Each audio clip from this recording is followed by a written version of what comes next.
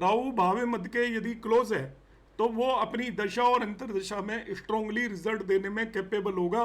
किस चीज के? जिस भाव में बैठा है उसके। मतलब जब ये रिजल्ट देगा तो इस बात पर डिपेंड करेगा। एक प्लेनेट के आपके मल्टीपल टाइप के रिजल्ट होते हैं। प्लेनेट रिजल्ट देता है खुद के, प्लेनेट रिजल्ट देता है एक भाव के।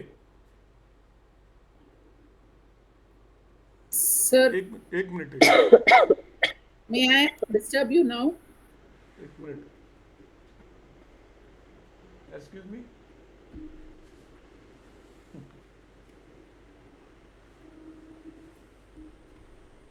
सर, जी मैम बोलिए। मर्क्यूरी मर्क्यूरी अगर 17 डिग्री में है एंड लिब्रा साइन में है, so that will be considered as Pushkar Navamsa.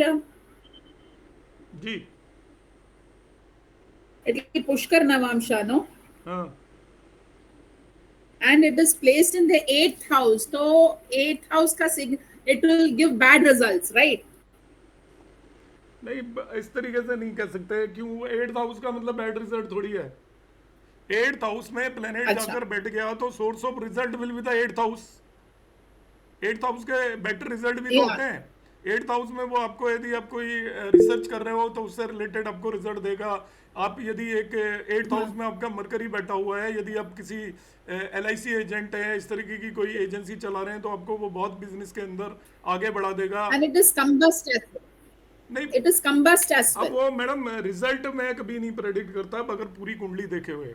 We can't say किस तरीके के रिजल्ट देगा। वो कैसा है इतना बता सकता हूँ कि वो कहाँ पर बैठा है, क्योंकि result depend upon multiple factors. कभी भी कोई प्लेनेट के बारे में हम ऐसा नहीं कह सकते इस जगह पे बैठा है, इतने डिग्री पर है, तो वो कैसे रिजल्ट देगा। बिकॉज रिजल्ट उसकी लॉर्डशिप पर डिपेंड करेगा।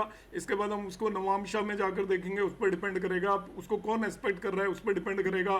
फिर वो यदि आपका लग्नेश का फ्रेंड है, if it is the friend of the लग्नेश, तो वो कुंडली के लिए बेनिफिक प्लेनेट हो जाता है। जब कुंडली के लिए बेनिफिक प्लेनेट हो गया तो वो बेनिफिक प्लेनेट आपको खराब रिजल्ट भी देगा, तो वो आपको हेल्थ से रिलेटेड खराब रिजल्ट नहीं देगा।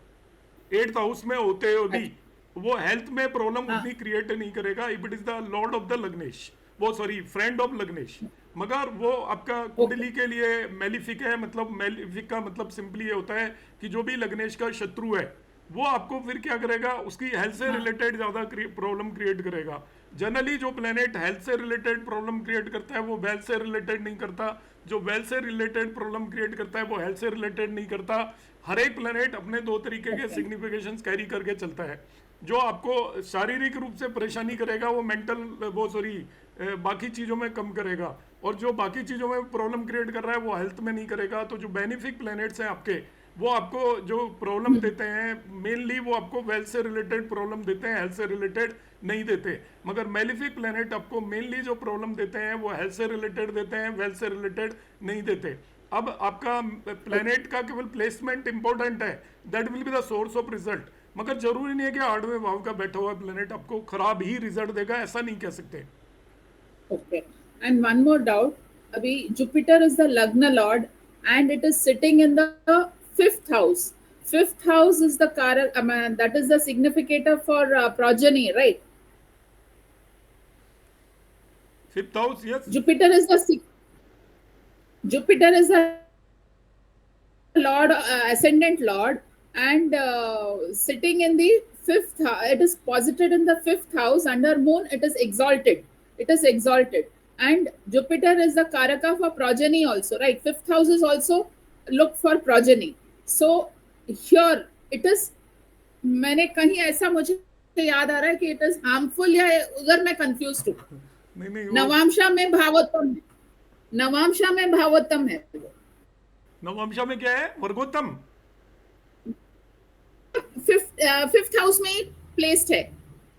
नहीं, साइन कौन सा है? हाउस छोड़ दो, हाउस से कुछ नहीं होता।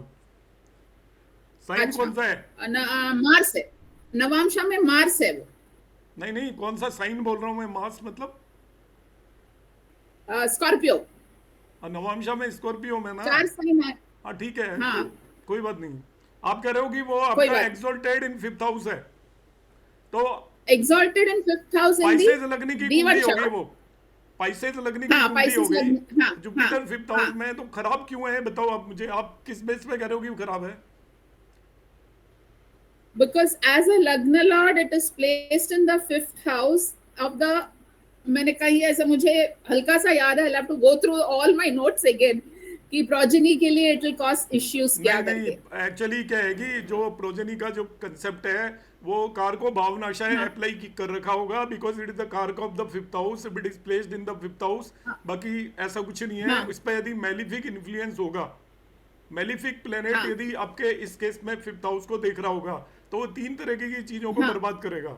देखिए वो तीन अच्छा आपकी उस कुंडली को कितना हार्म करेगा। सपोज इसको सैटर्न और मार्स दोनों देख लेते हैं। आपका फिफ्थ हाउस पीड़ित हो गया, आपका हाँ लग्न लॉर्ड पीड़ित हो गया, आपका जुपिटर कार का ऑफ प्रोजेनी पीड़ित हो गया।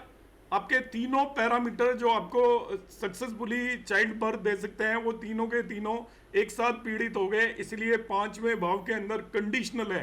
If it is exalted even then, अच्छा यदि वो पांचवें भाव में जुपिटर बैठकर पाइसेस लगने के लिए एक्सोल्टेड जुपिटर है, इफ इट इज एस्पेक्टेड और कंजक्टेड बाय हाँ द मेलिफिक प्लैनेट्स, मतलब यदि नेचुरल मेलिफिक से कंजक्टेड और एस्पेक्टेड है, तो ये आपको लिवर डिजीज देगा, आपको चाइल्ड से रिलेटेड प्रॉब्लम भी दे सकता है अच्छा डेफिनेटली। ओके मगर उस पर कोई मेलिफिक इन्फ्लुएंस नहीं है तो फिर क्या है, कोई दिक्कत नहीं है। It is very good. अब वो पर्सन, उसको ओके ऐसी नॉलेज होगी जैसी किसी को भी नहीं होगी। वो आपका एक बहुत अच्छा ओके रिलीजियस लीडर होगा डेफिनेटली, ओके क्योंकि लर्निंग बहुत हाई लेवल ओके की होगी। इस तरीके से हम उसको देख सकते हैं। Right thank you sir thank you sir ji यहाँ कार को भावनाशय वाला रूल नहीं लगेगा सर? मैडम कार को भाव नशाए का रूल मैं फिर रिपीट कर देता हूँ। आप मेरे वीडियोस देखते हो, मैं सारी चीज़ें क्लैरिफाई करता हूँ। मैक्सिमम लोग देखते ही नहीं हैं, क्योंकि हम ये सारी चीज़ें गलत लगा रहे होते हैं। कार को भाव नशाए किसी भी शास्त्र में ये नहीं लिखा हुआ। किसी भाव का कारक उस भाव में चला जाए तो कार को भाव नशाए होता है। कार को भाव नशाए का मैं कंसेप्ट फिर रिपीट कर देता हूँ। इसके बेसिकली तीन कंसेप्ट लगाओ, उससे पहले कार को भाव नशाए पे मत जाओ। और उसका लॉजिक मैं बता रहा हूँ, अब ध्यान से समझिए और उसको दिमाग में बिठाइए। जो उसका एक, जो हम क्या करते हैं, ऊपर ऊपर का वो चीज़ रख लेते हैं, जो उसका असली चीज़ है उसको नहीं लगते, तो फिर हमारी सारी एस्ट्रोलॉजी गलत हो जाती है। जैसे आपका केंद्राधिपति दोष है, 99% लोग गलत लगाते हैं। बाधक है, 99% लोग गलत लगाते हैं। मैं भी पूछूंगा, कोई बाधक नहीं बता पाएगा, मुझे मालूम है। बाधक में केवल लॉर्डशिप को कंसिडर करके बाधक लेके चल रहे होते हैं, वो बाधक होता ही नहीं है। फर्स्टली 99% एस्ट्रोलॉजर भी वही लेके चलते हैं, मगर बाधक वो नहीं होता। बाधक के अंदर तीन कंडीशन और होती हैं। ऐसे ही आपका जो कार को भावनाशय है, ध्यान से समझिए और उसका लॉजिक भी मैं आपको समझा रहा हूँ। कि सपोज जुपिटर पांचवें भाव का कारक है, जुपिटर पांचवें भाव के अंदर जाकर बैठ गया। अब हुआ क्या, आपका पांचवा भाव उसी में उसका कारक भी बैठ गया है। ये कारको भाव नाशय नहीं है, मगर उससे एक मेलिफिक प्लेनेट अभी देख रहा है। ध्यान से समझिए। तब क्या हुआ, आपका पांचवा भाव भी पिट गया ना, मेलिफिक देख रहा है, और जो कारक है साथ साथ वो भी पिट गया। अब आपकी दोनों चीजें खराब हो गई कि नहीं होगी, कि फिफ्थ हाउस भी खराब हो गया और कारक भी खराब हो गया। इसलिए उस पर्टिकुलर केस में इसको कारको भाव नाशय बोलते हैं। जब कारक अपने ही भाव में, जिस भाव का कारक है वहां पर जाकर बैठ जाता है, तो दोनों चीजें एक ही जगह पर चलेगी। और उसी को आपका एक मेलिफिक या दो मेलिफिक प्लेनेट यदि इन्फ्लुएंस कर रहे हैं, तो अब आपकी जिंदगी के अंदर संतान देने का काम जिस पांचवें भाव का था, संतान देने का काम जिस कारक का था, वो दोनों ही एक साथ एफ्लिक्ट हो गए। तो इसलिए इसको कारको भाव नाशय बोला जाता है। If your Jupiter Venus is suppose in seventh house, seventh house में वीनस है, तो बहुत ब्यूटीफुल वाइफ या हस्बैंड मिलेंगे, बहुत वेल्दी ब्यूटीफुल वेल्दी हस्बैंड मिलेंगे, बहुत हंसमुख होंगे, इस तरीके का पर्सन होगा वो। मगर उसी वीनस को सातवें भाव में बैठकर आपका मार्स एस्पेक्ट कर लेता है, सैटर्न एस्पेक्ट कर लेता है। अब आपके साथ क्या हुआ, आपका सातवां भाव मैरिज का पीड़ित हो गया, साथ ही साथ जो कारक है वो भी पीड़ित हो गया। दोनों चीजें एक साथ गई आपकी। इसको हम बोलते हैं कारको भावनाशय। जब तक उसको मेलिफिक प्लेनेट एस्पेक्ट नहीं कर रहा है, ये कोई कारको भावनाशय नहीं है। It is a very strong combination. तो जब भी आप कारको भावनाशय लगाएं, इस चीज का ध्यान रखें। बाधक का मैंने नाम बोला था, मैं फिर से एक बार रिपीट कर देता हूँ, आप में से किसी को याद हो तो। मैं इन सब चीज़ों से रिलेटेड वीडियोस डालता रहता हूँ, इसीलिए डालता रहता हूँ। देखिए बाधक में हम क्या यूज़ करते हैं, काइंडली म्यूट कर लें जिसका भी ऑन है, क्यों। हाँ आपको याद है, अच्छी बात है। आपने याद रखा है, मगर मैं देखता हूँ कि अल्टीमेटली जब लगाते हैं ना लोग अक्सर, तो वो क्या करते हैं कि वो जो एक रटा रटाया कंसेप्ट चल रखा है, और वो रटाए रटाए कंसेप्ट में आपको पाराशरी के भी बहुत सारे सूत्र आप देखते हो कि मैं उनको मॉडिफाई करके डालता रहता हूँ। इवन मैंने 3611 का एक वीडियो डाला था, किसी ने देखा ही नहीं। तो पाराशरी के जो सूत्र भी मैं डालता हूँ, उसका रीज़न क्या है वो इसीलिए डालता हूँ, मुझे पता है ये अधिकतर लोग इन्हें गलत तरीके से लगाते हैं। बाधक बहुत ज़्यादा सुनता हूँ, बाधक और मारक, और ये सबसे कम सुनना चाहिए, सबसे कम यूटिलाइज करना चाहिए। बाधक हम क्या कहते हैं, आप में से अधिकतर लोग ये कहेंगे कि जो, हाँ, बाधक और मारक का मैं अभी आपको एक बार और कंसेप्ट बता देता हूँ। हालांकि आपने किसी ने पूछा नहीं, क्योंकि एक क्वेश्चन आया, तो मैं फिर रिपीट कर देता हूँ 1 मिनट में, कि हम चर लग्न में हम मान के चलते हैं कि आपका जो 11th लॉर्ड है दैट विल बी द बाधक। यदि फिक्स लग्न है तो उस केस में 9th लॉर्ड हो जाएगा, और जो यदि आपका द्विस्वभाव राशि डुअल लग्न है उसमें 7th लॉर्ड हो जाएगा। अब किसी ने भी पूछ लो कि ये बाधक है, बस वो बाधक की तरह एक्ट अनटिल एंड अनलेस तब तक नहीं करेगा जब तक कि वो खर प्लेनेट नहीं है। पहला नियम ये है, ओनली वो लॉर्ड होने से बाधक नहीं होगा। खर प्लेनेट एक्चुअली कई तरीके के होते हैं, आप उसमें बहुत बड़ी चीज मत मान के चलिए। इतना सा मान लीजिए कि वो 64th नवांशा लॉर्ड, 22nd दृष्टकोण लॉर्ड, और आपका इस तरीके से 8th हाउस से लिंक्ड यदि वो हो रहा है तो आप उसे खर प्लेनेट मान सकते हो, तभी वो बाधक होगा। अब वो बाधक हो गया तो आप क्या सोचोगे वो जिंदगी की हर चीज में बाधा देगा? नहीं, बाधक होते हैं आपकी लाइफ के अंदर अलग अलग तरीके के इवेंट होते हैं। अब आपको देखना है कि वो किसी भी डिविजनल चार्ट में जाओगे, ध्यान से सुनना मेरी बात, किसी भी डिविजनल चार्ट के अंदर आप चले जाइए, जिस भी डिविजनल चार्ट के अंदर वो 6, 8, 12th में नहीं बैठा है, जिस भी डिविजनल चार्ट में 6, 8 एंड 12th हाउस के अंदर नहीं बैठा है, उसी डिविजनल चार्ट के सिग्निफिकेशंस में बाधाएं क्रिएट करेगा। मतलब 6, 8, 12 में बैठा है तो बाधा नहीं क्रिएट करेगा, ये ध्यान रखना। बाधक प्लेनेट होने के बावजूद सपोज नवांश में गए और नवांश में देखा वो बाधक आपका 6, 8, 12 में नहीं बैठा है, किसी और भाव में बैठा है, तो वो बाधाएं क्रिएट करेगा आपकी मैरिड लाइफ में। आप दशमांश में चले गए, एक बाधक प्लेनेट आपने डिक्लेयर कर दिया कि ये प्लेनेट बाधक हो सकता है। अब आपने जाकर देखा दशमांश के 6, 8, 12 में बैठा है, तो आपकी नौकरी में कोई प्रॉब्लम नहीं क्रिएट करेगा, कोई बाधाएं क्रिएट नहीं करेगा। मगर 6, 8, 12 के अलावा कहीं भी बैठा है तब वो बाधक की तरह एक्ट करेगा। तो इसके 3 नियम है बाधक के। पहला नियम है कि वो आपका लॉर्ड होना चाहिए डिपेंडिंग अपॉन द लग्न, आपकी लग्न क्या है उसके बेस पर। और दूसरा नियम है कि वो आपका खर प्लेनेट होना चाहिए किसी न किसी तरीके से। अब तीसरा नियम यह है कि एक बाधक प्लेनेट आपकी जिंदगी के हर इवेंट के लिए बाधा क्रिएट नहीं करता। बाधक प्लेनेट की भी एक ड्यूटी होती है, वो सर्टेन कामों में बाधा क्रिएट करेगा, और इसको मैं आपका दूसरे तरीके से बता देता हूँ। बाधक प्लेनेट और खर प्लेनेट का जो कॉम्बिनेशन है ये आपके पूर्व जन्म कर्मास पर डिपेंड करता है। एक ही प्लेनेट आपका बाधक है, एक पर्टिकुलर चीज के अंदर बाधक हो रहा है और दूसरी चीज के अंदर वो बाधक नहीं हो रहा। रीजन क्या होता है कि हमने पिछले जन्म में कभी भी किसी व्यक्ति की जिंदगी में जिस चीज में बाधा डाली होगी, जिस चीज में वही आपका बाधक बन के आएगा। आपने यदि मित्र के लाइफ के अंदर बाधाएं डाली होंगी, उसके काम नहीं बनने दिए होंगे, परेशानी की होगी, तो आपका बुध बाधक बन के आएगा। आपने यदि अपने छोटे बहन भाइयों के कामों में बाधाएं डाली होंगी तो मार्स आपका बाधक बनकर आएगा। यदि आपने गुरु के कामों में बाधा डाली होगी तो जुपिटर बाधक बन के आएगा। आपने यदि स्पाउस या बहन या लेडीज के काम में बाधाएं डाली होगी तो वो आपका शुक्र आपका बाधक बनकर आएगा। इस तरीके का काम बाधक वो प्लेनेट आएगा। और वो जब आप उसको जाकर देखोगे डिटेल में यदि ध्यान से, तो वो आपके उन्हीं कंसर्न डिविजनल चार्ट्स के अंदर प्रॉब्लम क्रिएट कर रहा होगा ज़्यादा, बाकी के अंदर प्रॉब्लम नहीं क्रिएट कर रहा होगा। तो एक ही बाधक प्लेनेट आपके मल्टीपल कामों में बाधाएं नहीं डालता। आपका हो सकता है कि आपके 10 तरीके की चीज देखोगे तो 4 जगह वो बाधक की तरह एक्ट कर रहा है, मगर 4-5 जगह वो बाधक की तरह एक्ट नहीं कर रहा है। तो यदि आपने यूटिलाइज करना है, या तो भूल जाइए बाधक कोई प्लेनेट है, मगर आपने यूटिलाइज करना है तो मेरे तीनों नियमों को आप ध्यान रखें। ये ओवरऑल मैं आपको बता रहा हूँ, क्योंकि जब हम मोटा मोटा यूज कर लेते हैं किसी भी चीज को कि ये बाधक हो गया और प्रेडिक्शन आप दे रहे हैं, तो फिर तो हम गलत ही कर रहे हैं, उससे अच्छा हम प्रेडिक्शन ही ना दें। तो बाधक को आपने यूटिलाइज करना है तो completely in this way utilise करिए कि बाधक के साथ वो खर होना चाहिए। अब ये क्वालिफाई हो गया, कि ये बाधक बनेगा। कहाँ पे बाधक बनेगा, अब उसको आप डिविजनल चार्ट में जाकर देखिए। यदि 6-8-12 से उसका लिंक हो रहा है जिस भी डिविजनल चार्ट में, या प्लेस्ड है, तो मान लीजिए 6-8-12 में वो जाकर बैठ गया डिविजनल चार्ट में, उस डिवीजन से रिलेटेड उसने कोई भी परेशानी आपको पैदा नहीं करनी है। दूसरे डिविजनल चार्ट में देखिए, आप देख लीजिएगा आपकी अभी कुंडली के अंदर आपके कौन सा प्लेनेट किन किन भावों डिविजन्स में आपको दिक्कत देने वाला है। और दिक्कत कब देगा, जो बाधक प्लेनेट होगा वो नेचुरली अपनी दशा और अंतर दशाओं में प्रॉब्लम क्रिएट करेगा, थ्रू आउट लाइफ वो भी प्रॉब्लम नहीं क्रिएट करेगा। अब दशा अंतर दशाओं में कैसे करेगा, सपोज शुक्र आपका बाधक हो गया, अब उसकी महादशा यदि 20 साल की आ गई, तो वो महादशा 20 साल की में आपको वो पर्टिकुलर सिग्निफिकेशन में आप स्ट्रगल करते रहोगे, आपके काम बनेंगे नहीं। बाधक का मतलब क्या है ये भी मैं बता देता हूँ आपको। जैसे आप वो पढ़ते हो ना, डेबिलिटेट प्लेनेट, मेलिफिक प्लेनेट, अच्छे रिजल्ट, खराब रिजल्ट, तो हम क्या कर लेते हैं, हम ऐसा मान लेते हैं कि खराब रिजल्ट का मतलब बस ये तो मार ही देगा। ऐसे खराब रिजल्ट कोई नहीं देता।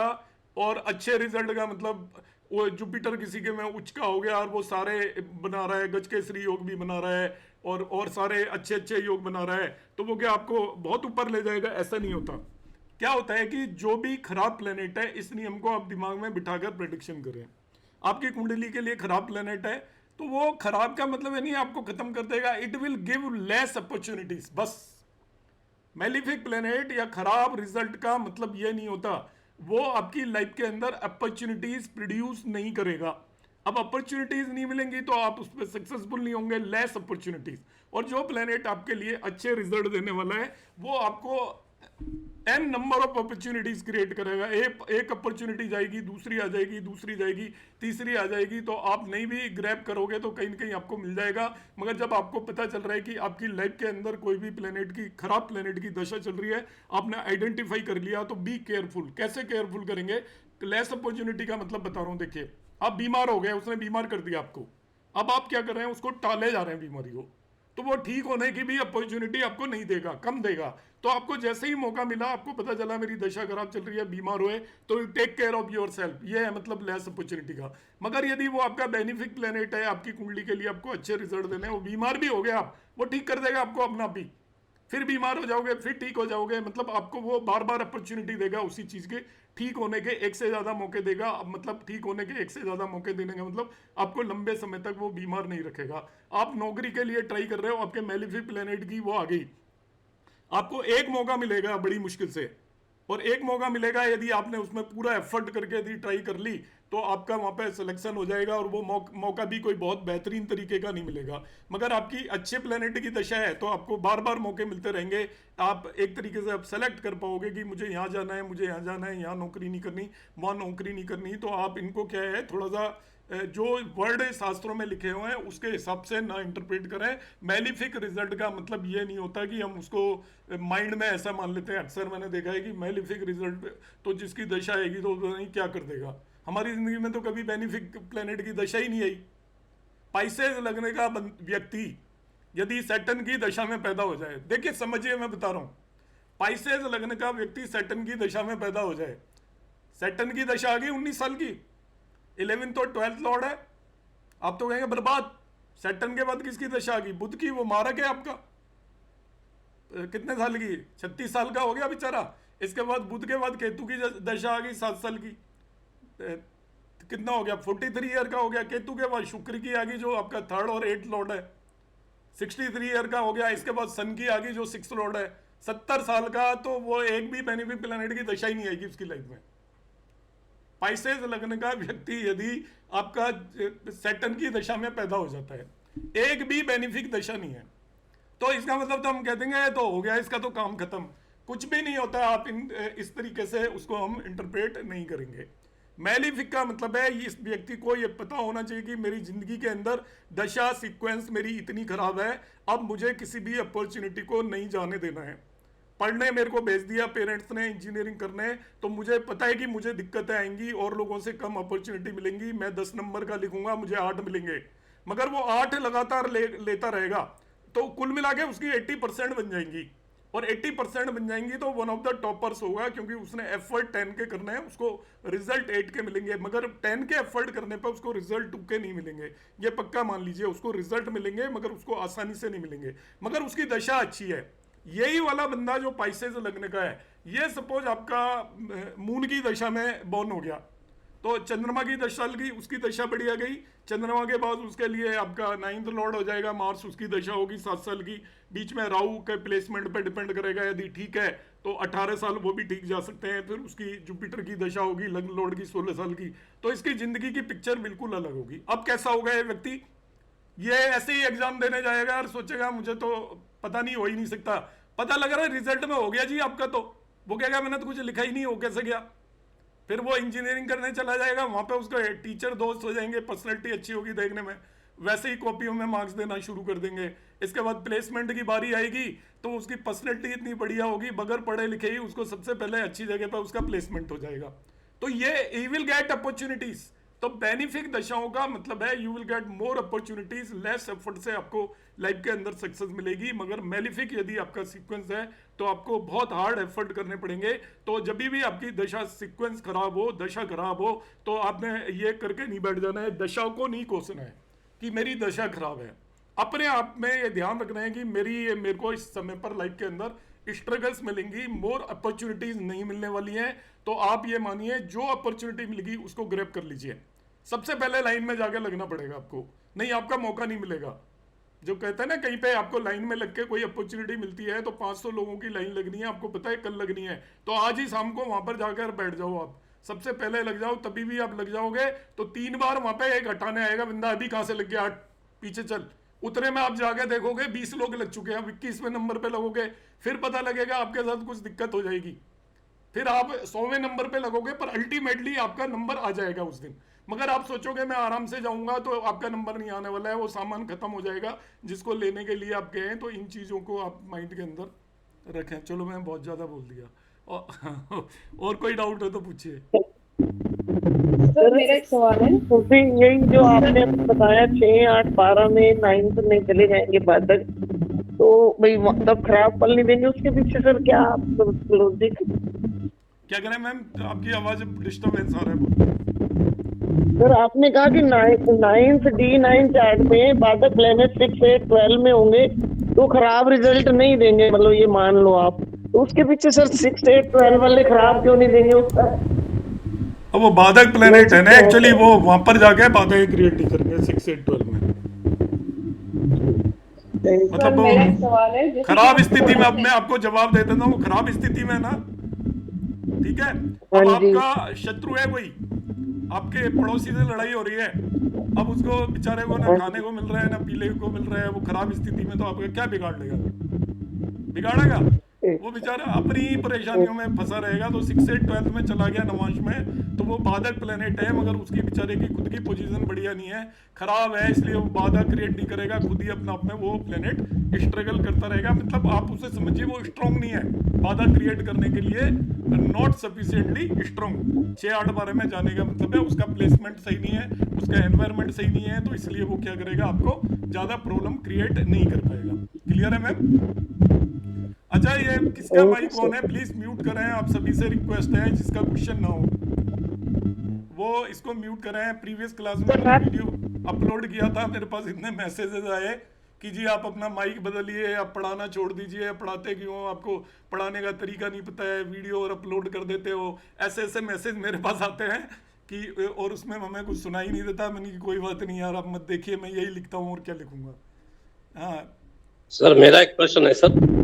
जी जी राजपाल जी, जो लोग आपके साथ ऐसा बोलते हैं ना सर, वो बहुत घटिया लेवल के लोग हैं, अपना गुरु तो नष्ट करते ही हैं, लेकिन उनको आप बिल्कुल दरकिनार कर दीजिए सर। कोई बात नहीं, मैं तो मुझे माइंड नहीं करता, मुझे अच्छा लगता है कि क्रिटिसिज्म भी होना चाहिए, कोई दिक्कत नहीं है सर। सर मैं भी यही बोलना चाह रहा हूँ कि जो ऐसा बोलते हैं वो मतलब मूर्ख बुल के लिए बहुत छोटा शब्द है, उससे कोई उत्कृष्ट श्रेणी का शब्द ढूंढना पड़ेगा उनके लिए। कोई बात नहीं, कोई चलो अभी, क्योंकि आप सर हम लोगों के लिए बहुत ऊंचे स्टेप पे खड़े हुए हैं। नहीं कोई बात नहीं, दर्शन हम लोगों की जिंदगी सुधार रहा है। नहीं कोई बात नहीं सर, आप जितने इजी वे में चीजों को बताते, लेकिन हम लोग बड़े नालायक हैं, माइक ऑफ नहीं करते। सर मेरा एक प्रश्न है। जी सर आप क्वेश्चन पूछिए राजपाल जी।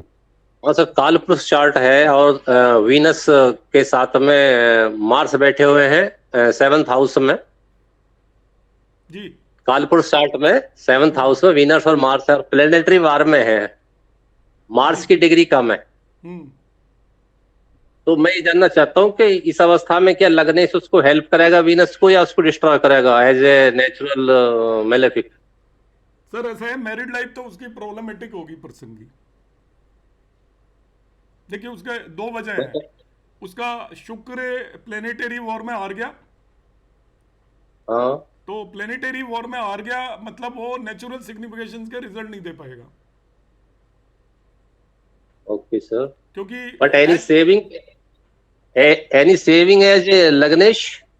नहीं, लग्नेश ऐसे मैं बता रहा हूँ पूरा आपको। आपने जो ये कॉम्बिनेशन पूछा है बहुत इंपॉर्टेंट है, इसमें कार को भावनाशाही का भी कंसेप्ट लग रहा है आपका। देखिए क्या है कि दो तरीके के सिग्निफिकेशन होते हैं हर एक प्लेनेट के।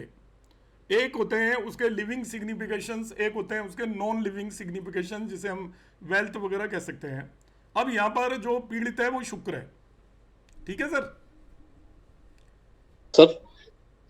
और ये एक्सट्रीम लेवल का मारक है। वो जब शुक्र की दशा आएगी तो उस पर्सन के लिए बहुत ही ज्यादा खराब होने वाली है। ये मैं नॉन लिविंग सिग्निफिकेशन की बात कर रहा हूँ। रीजन क्या है, इन दिस कुंडली 2nd और 7th लॉर्ड है शुक्र, और 2nd और 7th लॉर्ड होकर वो अपने ही भाव के अंदर भी आकर बैठ गया है। 7th हाउस के अंदर शुक्र आकर बैठ गया है। तो जब भी ये लघु पराशरी का भी नियम है, जब भी आपका जुपिटर और मेनली वीनस, ये दोनों जब भी मारक होकर अपने ही 7th हाउस के अंदर आकर बैठ जाते हैं तो ये एक्सट्रीम लेवल के मारक होते हैं, जिसे हम बोलते हैं ना कि वो पर्सन को चटपट में लपेट देते हैं, उसको मौका नहीं देते। तो ये वीनस मारक हो गया। तो एक तरीके से तो उस पर्सन के लिए भी बहुत खराब है। अब दूसरा कॉम्बिनेशन क्या है कि ये आपका मैरिज का भी 7th हाउस का अदरवाइज भी कारक है। 7th हाउस का मतलब स्पाउस का भी यहाँ पर कारक है। तो स्पाउस का कारक है, अपने भाव में बैठ गया। तो जो भी हम कार को भावनाशाही की बात कर रहे थे, आपने कहा कि लग्न लॉर्ड के साथ वो बैठा हुआ है। नो डाउट लग्न लॉर्ड के साथ तो बैठा हुआ है, मगर इसके अंदर क्या होगा, प्लेनेटरी वॉर हो गई उन दोनों के बीच में। अब वो लग्न लॉर्ड उसको प्रोटेक्ट नहीं करेगा। ये दोनों लॉगर हेड में जैसे दो भाई नहीं होते, एक प्रॉपर्टी के पीछे पड़ गए तो फिर भाई से बड़े दुश्मन कोई नहीं होते। मतलब आपको आम दुश्मन नहीं मिलेंगे, दो रियल जो रिलेटिव्स होते हैं ना उनके बीच में दुश्मनी हाईएस्ट लेवल की होती है। अब ये प्लेनेटरी वॉर है बिटवीन मार्स एंड वीनस। तो प्लेनेटरी वॉर में जो प्लेनेट लेसर इन डिग्री होता है वो विन करता है। तो मार्स यहाँ पर विन कर जाएगा, मगर वीनस आपका लूज करेगा। अब मार्स विन कर गया तो आप ये कह सकते हो कि प्लेनेटरी वॉर में वीनस लूज कर रहा है, तो वो उसको लाइफ को थ्रेट नहीं कर पाएगा, क्योंकि लग्न लॉर्ड उसके ऊपर सुपरसीड कर रहा है, विन कर रहा है। वीनस एक तरीके से जो स्ट्रांग हो सकता था वो यहाँ पर कमजोर हो गया, मगर नेचुरल सिग्निफिकेशंस के उसके रिजल्ट आपको बिल्कुल भी नहीं मिलने वाला है। हो सकता है इस पर्सन की मैरिज ही ना हो सकता है पर्सन की मैरिज हो तो उसके बाद ये कलपता रहे, इसको वाइप डिजीज मिलेगी, बीमार मिलेगी, तो उससे सेपरेशन भी हो सकता है, दूर भी रह सकती है। Because Venus in 7th house ये सारे काम करता है। स्वराशि में ये फल दीपिका का कॉम्बिनेशन है। Venus placed in 7th house with the Mars और सैटर्न का जब इन्फ्लुएंस होता है तो उस पर्सन की जो वाइफ होती है वो आपका डिजीज होती है, उसको परमानेंट बीमारियां होती हैं। वाइफ डिजीज का मतलब है हस्बैंड को डिजीज हो सकती है, यदि औरत है तो, लेडी है तो हस्बैंड को डिजीज हो सकती है। तो ये प्लेनेटरी वॉर की वजह से शुक्र आपको यहाँ पर रिजल्ट देने की स्थिति के अंदर नहीं है। फर्दर बीमारी में क्या होता है कि हम जब देखते हैं तो आपने लॉर्डशिप पर ज़्यादा ध्यान नहीं देना। जब आपको फिजिकल सिग्निफिकेशन देखना है तब आपको ये देखना है कि वो आपका जो प्लेनेट है उसकी नेचुरल नेचर बीमारी के अंदर बहुत ज़्यादा इंपॉर्टेंट हो जाती है। तो मार्स जो नेचुरली आपको प्रॉब्लमेटिक प्लेनेट है, तो मार्स एक तरीके से नेचुरली वीनस को वो कर रहा है एफ्लिक्ट। तो वीनस से रिलेटेड जो आपको डिजीज है वो सारी की सारी डिजीज हो सकती है। थायराइड की प्रॉब्लम हो सकती है, हार्मोन्स की प्रॉब्लम हो सकती है। 7th हाउस में ही एफ्लिक्ट हो रहा है, तो 7th हाउस से रिलेटेड आपके रिप्रोडक्टिव ऑर्गन्स या लोअर एब्डोमेन की प्रॉब्लम हो सकती है। This the also combination of जो भी आपका यूट्रस रिमूवल एटसेट्रा जितने भी केसेस होते हैं, ये सारी इनमें इसमें बहुत ज्यादा पॉसिबिलिटी है। Okay, thank you sir. Sir मेरा एक सवाल है। एक मिनट, अब मैं बोलूंगा वो क्वेश्चन पूछेगा। एक मिनट, आप प्रीति मैम पूछ लीजिए आपसे। बाकी कविता चावला मैम आप म्यूट कर लो, आपको मैं आंसर नहीं करूंगा अब एक भी क्वेश्चन का। प्रीति मैम। हाँ जी सर, जैसे कि पिछले कुछ आपने कहा था कि बेनिफिक प्लैनेट्स की अगर महादशा आ जाती है, अंतर्दशा आ जाती है, तो वो सही रहता है, पर अगर शटबल में वो कमजोर रहे तो वो रिजल्ट नहीं दे पाएंगे हमें, ये भी देखना होगा क्या?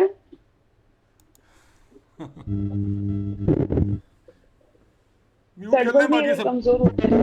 म्यूट कर लें प्लीज।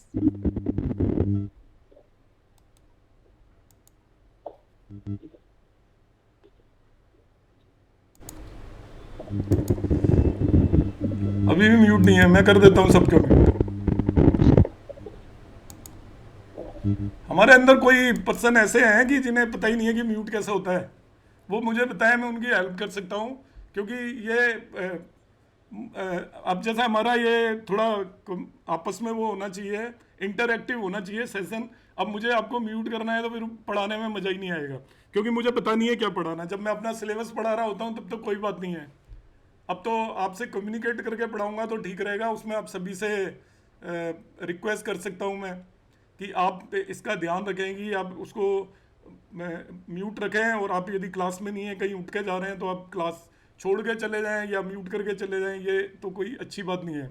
तो चलो एनीवे, मैम ने क्वेश्चन पूछा है और ये बहुत ही कॉम्प्लिकेटेड क्वेश्चन है जिसका कि मैं कोई बहुत आसान आंसर दे नहीं सकता। पहली बात तो ये है कि देखिए, शटबल उतनी इजी चीज़ नहीं है जिसे आप समझते हो, वो शटबल नहीं होता। तो अब शटबल को आप कैसे वो करेंगे क्लासिफाई?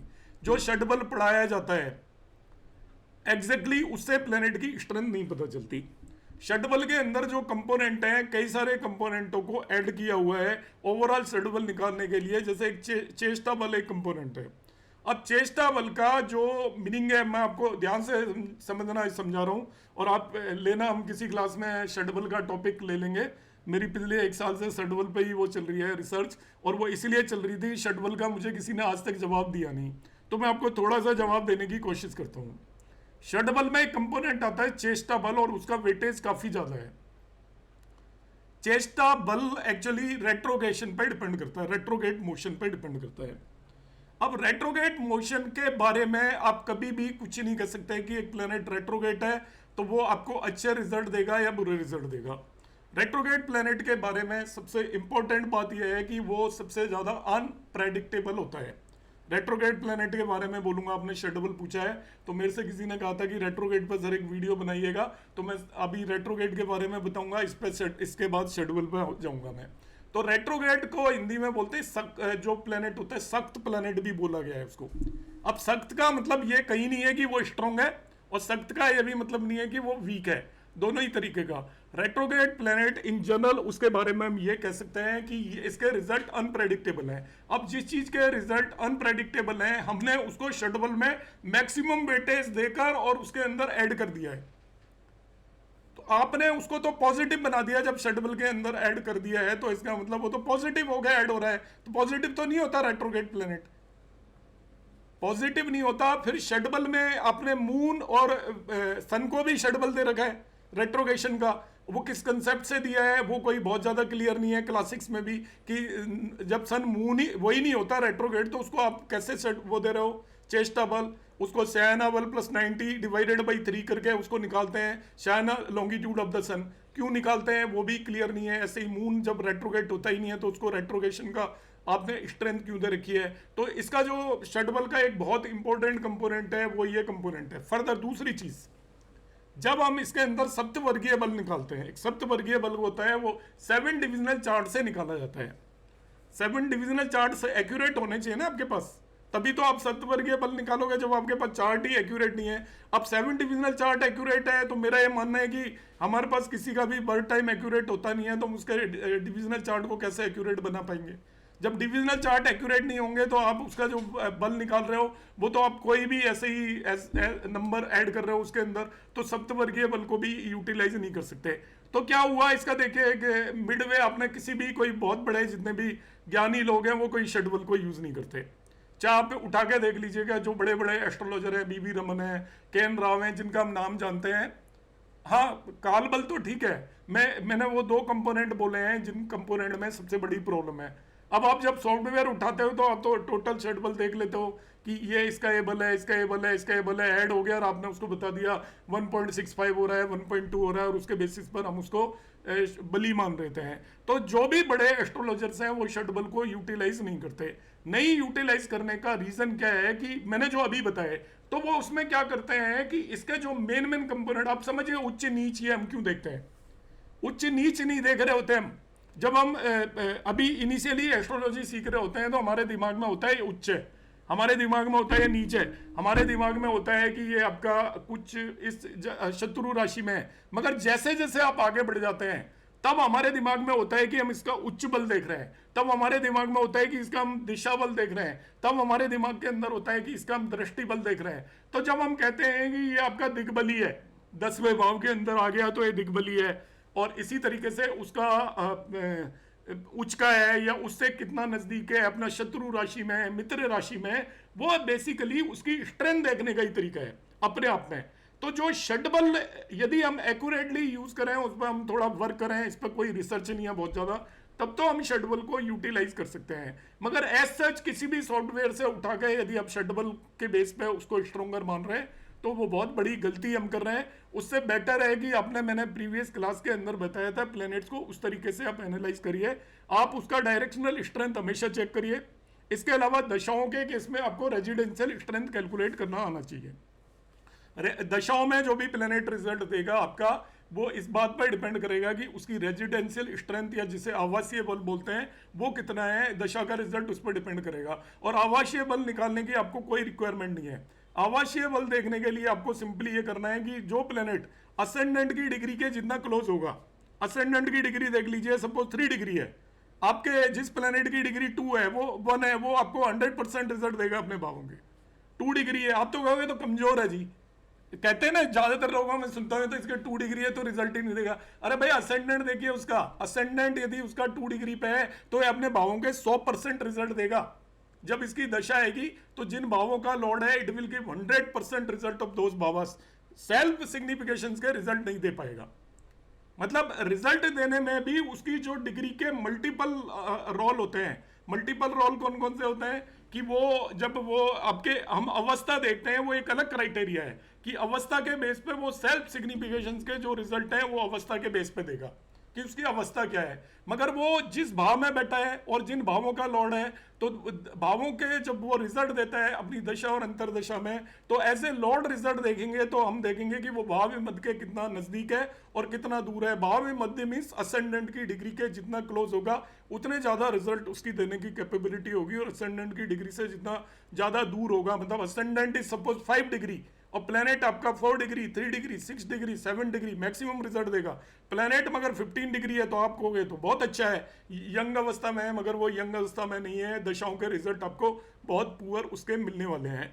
अब रेट्रोगेशन पे ही मैं थोड़ा सा और बता देता हूँ।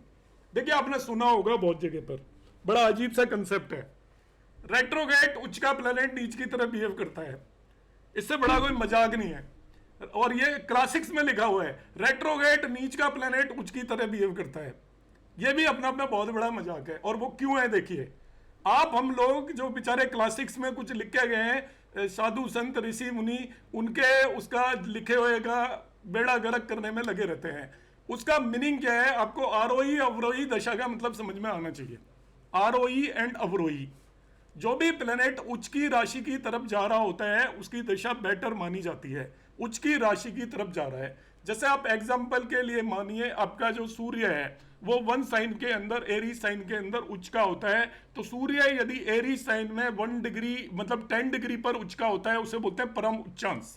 वो सपोज 5 डिग्री पर है, 6 डिग्री पर है, 7 डिग्री पर है, 8 डिग्री पर है एरीज साइन में, तो वो आरोही होगा, मतलब उच्च की उसकी तरफ जा रहा होगा, उसकी दशा बहुत बेहतर होगी। मगर जैसे ही वो 10 डिग्री को क्रॉस करके एरीज साइन में ही 15, 16, 17, 18 डिग्री पर चला जाता है, तो वो अब नीच की तरफ जाने लग गया, अपने डेबिलिटेशन साइन 7 की तरफ जाने लग गया, तो उसकी दशा आपकी अवरोही होना शुरू हो जाएगी और उसके दशा के रिजल्ट रिड्यूस होना शुरू हो जाएंगे।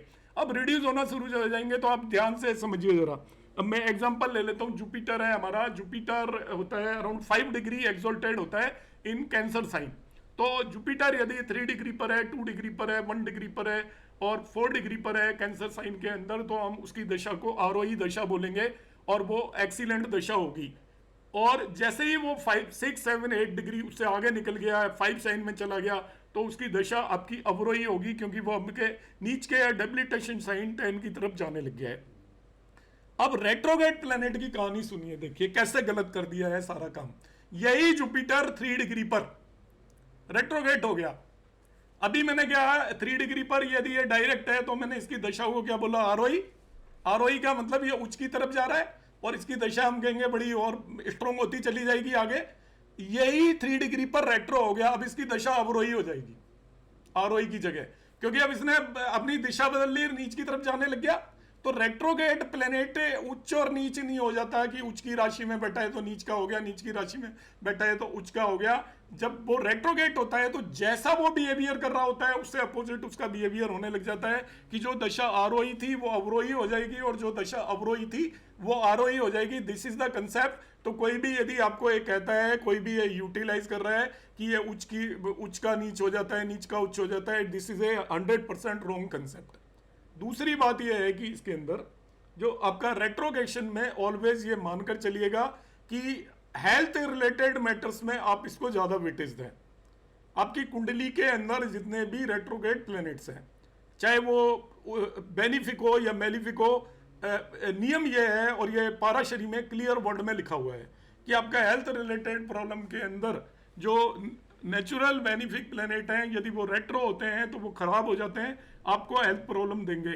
और यदि नेचुरल मेलिफिक हैं तो वो एक्सट्रीमली खराब हो जाते हैं, मतलब वो पहले से ही खराब है, और रेट्रोगेट हैं तो वो एक्सट्रीमली खराब हो जाते हैं। तो जब भी आप हेल्थ रिलेटेड मैटर्स देखते हो तो ये आप देखोगे। एक तीसरी जो रेट्रोगेट पे सबसे इंपॉर्टेंट मैं बात बता रहा हूं और इसी को आप दिमाग में बिठाइए। जो चीजें लिखी हुई है, देखिए हर लिखी हुई चीज को सही मत मानना। आप जिन भी एस्ट्रोलॉजी जिनकी बुक पढ़ते हो वो उनमें कोई भी ऋषि मुनि नहीं है, वो सब बिजनेसमैन है। आप जिनका भी नाम लोगे वो सब बिजनेसमैन है, उन्होंने अपनी बुक्स पढ़नी है, उनका इंटरप्रिटेशन सही है, ये बिल्कुल मत मानना। आप क्लासिक्स को पढ़ रहे हो, सही से इंटरप्रेट कर पा रहे हो तो बिल्कुल सही है, मगर आप किसी भी बुक उठा के देख लीजिएगा, उन्होंने जो लिखा है वो सही नहीं है। आप कहीं रेफरेंस लो कि उसने ये लिख दिया है, इसने ये लिख दिया है, उनमें ज़्यादातर लोग बिजनेसमैन हैं जिनकी बुक आज की डेट में चलती हैं, वो कोई भी ऋषि मुनि नहीं है और इतने कोई उनका माइंड उस लेवल का नहीं है कि वो उस चीज़ को प्रॉपरली इंटरप्रेट कर पाए। अब मैं आपको देखिए रेट्रोगेशन का मीनिंग बता रहा हूँ, इसको अंडरस्टैंड करिए रेट्रोगेशन में क्या दिक्कत है और हम उसको रेट्रोगेशन को दूसरे तरीके से क्यों लेते हैं। अभी जो मैंने आरोही अवरोही कहा, ये तो एक रीजन है, आरोही अवरोही, कि जो प्लेनेट आपका उच्च की राशि की तरफ जा रहा था, रेट्रोगेट हो गया तो किधर जाने लग गया, नीच की राशि की तरफ। तो जिसकी दशा आपकी बेटर होनी थी उससे उलट गई, मगर इतना रिजल्ट नहीं फर्क पड़ता उसमें। हाँ, पर फर्क पड़ जाएगा। जो आप जैसा एक्सपेक्ट कर रहे हो वैसा नहीं रहा ना। देखो, आप तो सोचोगे मेरा जुपिटर उच्च का है, 4 साइन में बैठा हुआ है, रेट्रोगेट है, तो आपने हल्का सा क्या सोचा, कोई नहीं रेट्रोगेट है तो क्या हुआ, उच्च का तो है ही, 4 साइन में तो बैठा ही है, मगर उसकी दिशा बदल गई आपकी। जो खराब रिजल्ट देने वाला था वो हो सकता है कि और रिलेटिवली बेटर दे दे, और जो बेटर देने वाला था वो और रिलेटिवली आपको खराब दे दे। ये चीज आपको समझ में आ गई होगी। दूसरा क्या होता है, देखिए जब एक प्लेनेट रेट्रो होता है, अब उसको समझो कि वो सीधा सीधा जा रहा था तो उस राशि को वो क्रॉस कर देता सपोज 1 महीने के अंदर, मगर वो रेट्रो हो गया तो उसी राशि में वो पीछे चलने लग गया और फिर वापस से आएगा 3 महीने के बाद उस राशि को क्रॉस करेगा। अब आपको वो ऐसा कोई पर्सन आ गया आपके घर के अंदर जो आपको रोजाना कोई फैसिलिटी लाके दे रहा है, कुछ इनकम लाके दे रहा है, तो आप क्या चाहोगे? 1 महीने के लिए आया तो आप चाहोगे 3-4 महीने रुक जाए तो बढ़िया है, क्योंकि वो आपको कुछ ना कुछ लाके दे रहा है रोजाना। और यदि वो कोई बीमारी दे रहा है, पिटाई कर रहा है या गुस्सा कर रहा है, ऐसे ऐसे कई लोग होते हैं ना जो आपको इरिटेट कर रहे हैं, 4 बार खाना बना दो और डिमांड ही करते जा रहे हैं, तो आप क्या सोचोगे 1 महीने के लिए आया, ये 10 दिन में निकल जाए तो ज्यादा अच्छा है, तो वो आपको कष्ट दे रहा है। तो जो कष्ट देना वाला प्लेनेट है आपका, वो यदि एक ही राशि में रेट्रोगेट हो जाता है तो वो ज्यादा समय गुजारेगा उस राशि के अंदर, ज्यादा समय गुजारेगा तो आपका जो पेन है वो इंक्रीज हो जाएगा। आपको जो जिस तरीके की वो तकलीफ दे रहा है वो तकलीफ आपकी बढ़ जाएगी, और यदि वो आपको बेटर रिजल्ट दे रहा है तो वो उसका भी स्पेन बढ़ जाएगा। क्योंकि रेट्रोगेट जब भी कोई भी प्लेनेट किसी पर्टिकुलर राशि में होता है तो इसका मतलब वो उस राशि के अंदर ज्यादा टाइम स्पेंड करेगा। जैसे मार्स के केस में देखते हैं, मार्स कई बार एक ही राशि में 5-5 महीने गुजार देता है और कई बार वो 2 महीने में ही निकल जाता है। आप समझिए इस चीज को।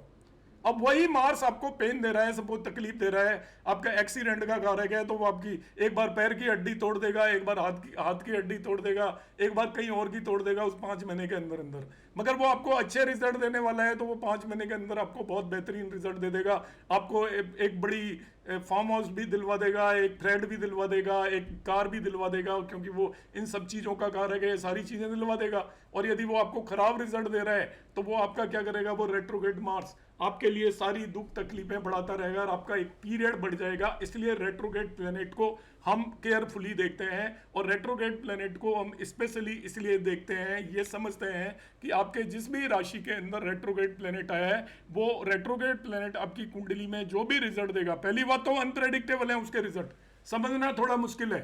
दूसरा क्या है कि वो जो भी रिजल्ट दे रहा है वो थोड़े लंबे समय के लिए देगा, ऐसा आप उसे मानकर चलें। तो this is all about the retrograde planet.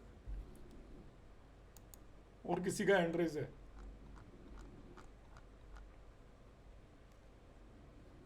शैली शर्मा मैम, मैं अनम्यूट कर रहा हूं, आप ही पूछिए क्वेश्चन क्या है।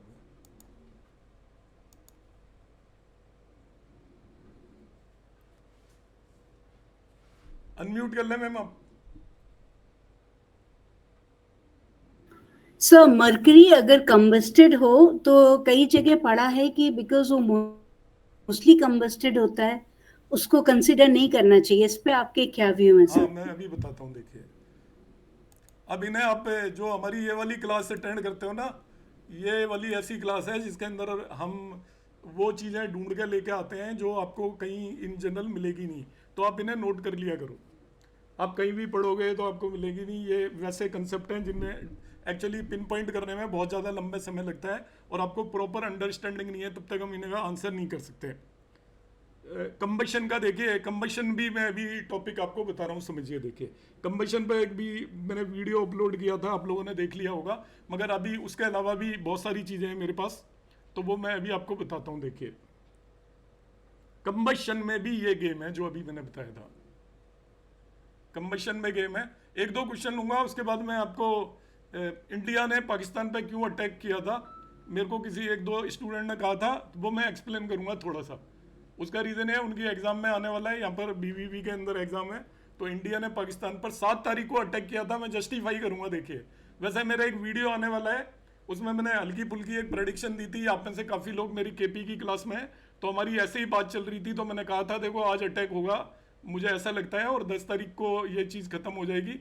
उसका मैंने एक वीडियो बनाया है, मैंने किस बेस पे उसको आंसर किया था, और वो चीज़ आपको समझ में आएगी, वो मैं अपलोड करूंगा 1-2 दिन में, देखना।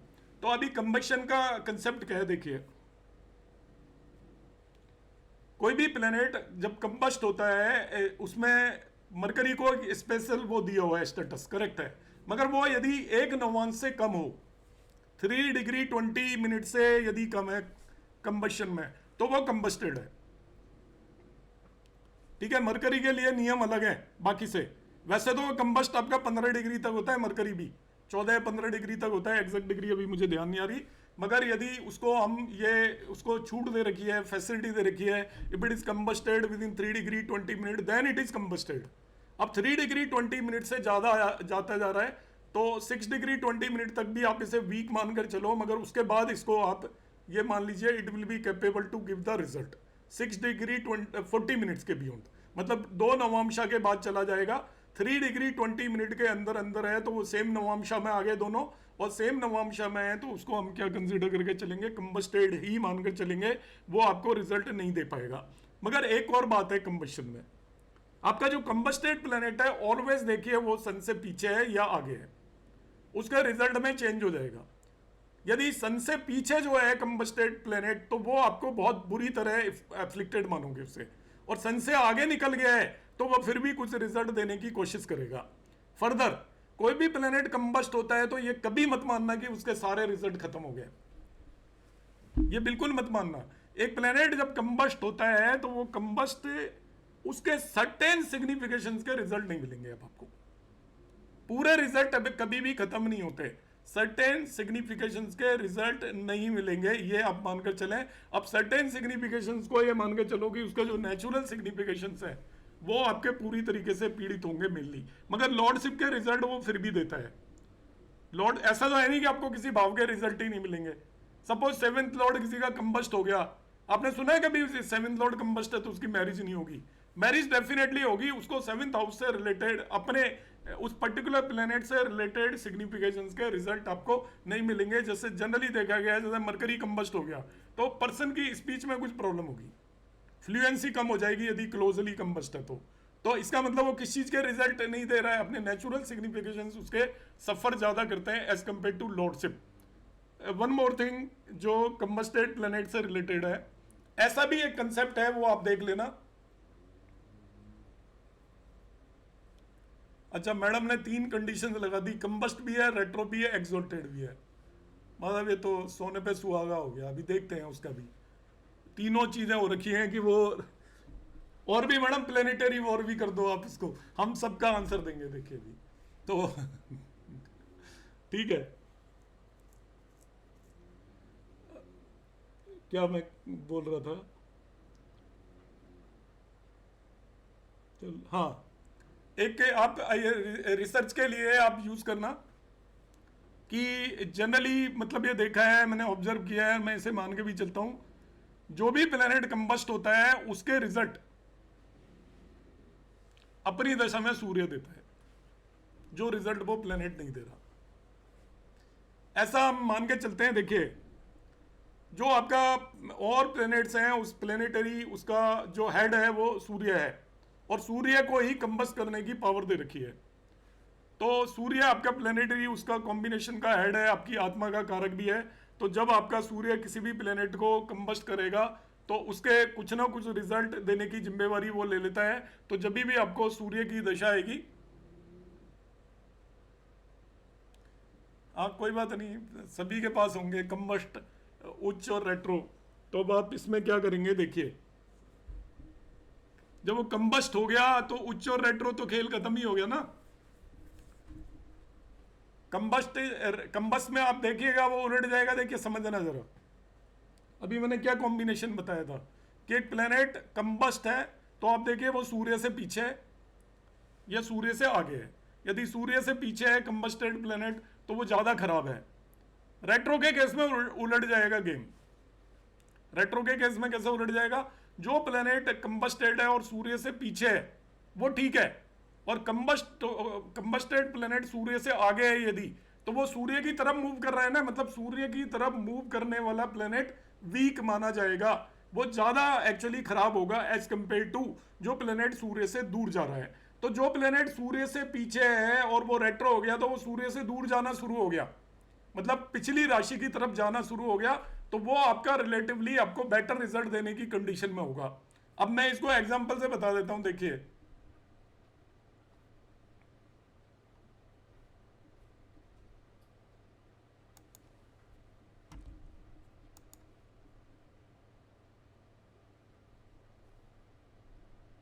अभी मैं एक चार्ट बना रहा हूं, आप रुकिएगा जरा, शेयर करूंगा उसके बाद स्क्रीन। चार्ट देखने में भी बोर हो जाते हैं कई बार।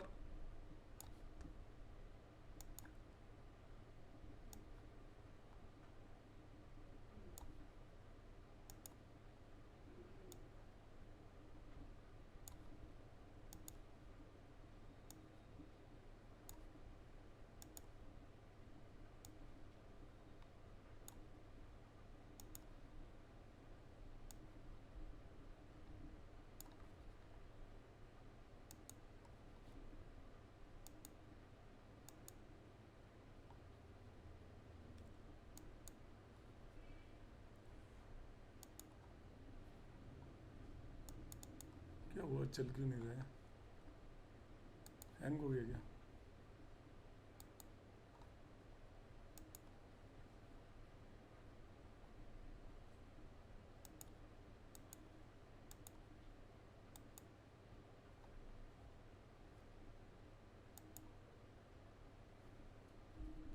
देखिए मैं एक स्क्रीन शेयर कर रहा हूँ, अनम्यूट कर रहा हूँ मैं, क्योंकि आप बता दीजिए शेयर हो रही है नहीं है। जनरली मैं दूसरी लगा कर रखता हूँ स्क्रीन। अभी आप लोगों को दिख रही है स्क्रीन ये? जी दिख रही है सर। अच्छा अब देखिए इसको समझिए, आपने जो ये मैंने यहाँ पर प्लेनेट प्लेस कर देता हूँ अभी। पसंद वाले कौन से थे? सन बैठा हुआ है। अब सन ये हमारा बैठा हुआ है 13 डिग्री पर, और यहाँ पर ये मरकरी रेट्रो है।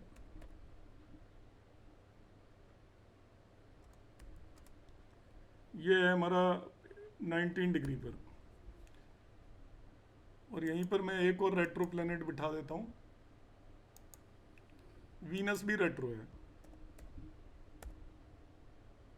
रेट्रो, और ये है आपका 7 डिग्री पर। अब इसे ध्यान से समझें।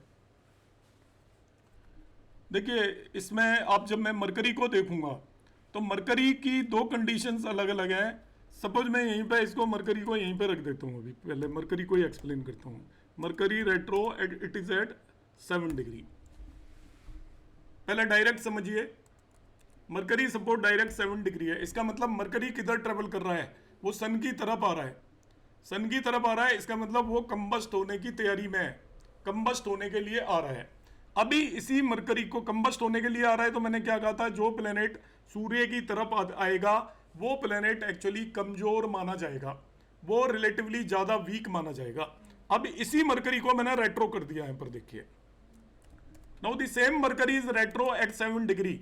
अब रेट्रो होने का मतलब है सूर्य से दूर जाना शुरू हो गया। इसकी डायरेक्शन है ऊपर की तरफ होगी, ये 3 साइन की तरफ जाएगा, तो ये सूर्य से दूर जा रहा है। तो अब ये मरकरी रेट्रो पुराने वाले मरकरी के कंपैरिजन में लेस वीक होगा as compare to earlier Mercury, क्योंकि जो मरकरी रेट्रो नहीं था वो सूर्य की तरफ जा रहा था। तो मैंने कहा था जो भी प्लेनेट सूर्य की तरफ जाएगा वो आपका वीक हो जाएगा, और जो प्लेनेट सूर्य से दूर जाएगा तो ये यहाँ पर सूर्य से दूर जाता हुआ नजर आएगा। इसलिए ये रेट्रो होने की कंडीशन में it is better as compare to direct Mercury. अब यहाँ पे ऐसे ही मैं यहाँ पर ये प्लेनेट ले लेता हूँ, जो मैंने यहाँ पे मरकरी लिया हुआ है, इसको मैं हटा देता हूँ 1 minute.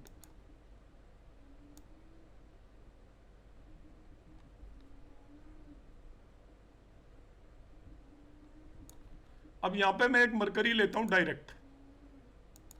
This is Mercury direct at 19 degree.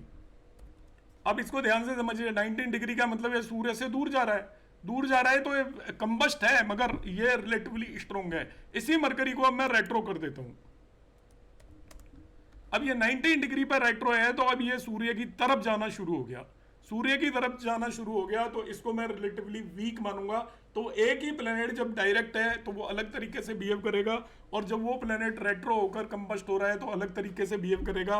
और उसका रीजन मैं आपको बता चुका हूं। रीजन बिहाइंड दैट इज, जो प्लेनेट, आप ये नियम बना के रखिए कि जो प्लेनेट सूर्य की तरफ जा रहा होगा वो प्लेनेट आपका वीक ज्यादा होगा। एक तरीके से वो जलने के लिए जा रहा है, आग में घुस रहा है, और दूसरा प्लेनेट आग से निकल चुका है और आग से दूर चले जा रहा है। तो जो आग से निकल चुका है वो अपने पेन को एक्चुअली सह चुका है और वो वहां से उससे रिलीफ की तरफ जा रहा है। मगर जो प्लेनेट सूर्य की तरफ जाएगा उसको आप ऐसे अंडरस्टैंड समझें कि वो आग के गोले के अंदर घुसे जा रहा है, अभी उसको मेन पेन आगे चल के सहन करना है। जबकि जो सन को क्रॉस कर चुका है इसका मतलब वो पेन सहन कर चुका है और अब वो रिकवरी फेज में है। इसलिए जो भी प्लेनेट सूर्य से दूर जाएगा तब आप इस तरीके से अंदाजा लगाएंगे कि आपका रेट्रो है। एक्सोल्टेड का मैंने पहले ही फंडा बता दिया, यदि वो कंबस्ट हो रखा है तो एक्सोल्टेशन को भूल जाओ, क्योंकि वो ऑलरेडी कंबस्टेड है तो उसके अंदर कोई रिजल्ट देने की हिम्मत नहीं है, और वो एक्सोल्टेड भी है तो कोई फर्क नहीं पड़ेगा। और रेट्रोगेशन में मैं एक्सोल्टेशन का कंसेप्ट आपको पहले ही एक्सप्लेन कर चुका हूं। अवरोही और आरोही का आप ध्यान रखें कि रेट्रोग्रेड प्लेनेट यदि एक्सोल्टेड है तो वो आप देखिएगा कि वो अपने परम उच्चांश की तरफ जा रहा है या परम नीचांश की तरफ जा रहा है। उसके बेसिस पर उसके result as compare to your expectation less या मोर हो जाएंगे वो।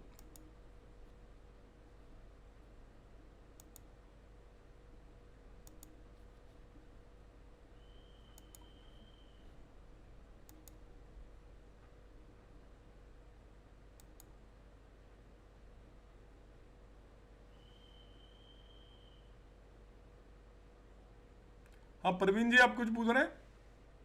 हाँ सर नमस्ते सर। छोटे छोटे क्वेश्चन है, तो एक तो इससे रिलेटेड है, ये थियोरेटिकल तो समझ आ जाता है सर कि आगे जा रहा है मतलब कंबशन पास करके जा रहा है तो रिजल्ट देती है। जब फलित करने की बारी आती है तो थोड़ा सा मतलब उसको क्वांटिफाई नहीं कर पाते कि किस रिजल्ट तक, किस हद तक उसको ठीक करें हम, तो उसमें उसमें कैसे निष्कर्ष पे पहुंचा जाए सर? नहीं, फिर से बोलो, आपकी वॉइस कम आ रही है। सपोज अभी थियोरेटिकल तो समझ आया था सर कि कन्वेंशन पार कर लिया, उसने सूरज से आगे निकल गया तो ठीक हो गया, लेकिन जब रिजल्ट देने की बारी आती है, फलित करने की बारी आती है, तो वहाँ थोड़ा कंफ्यूजन आता है किस हद तक ठीक करें उसको सर। नहीं, ऐसे देखो, थोड़ा कमजोर तो वो दोनों केस में ही है। तो वो मतलब रिजल्ट में क्रॉस क्या- हो गया तभी भी कमजोर है, तभी भी कंबस्टेड है, मगर आप एक उम्मीद कर जी सकते सर। हो कि थोड़ा सा गड़े के अंदर थोड़े कंकड़ डालोगे तो पानी ऊपर आ जाएगा थोड़ा बहुत।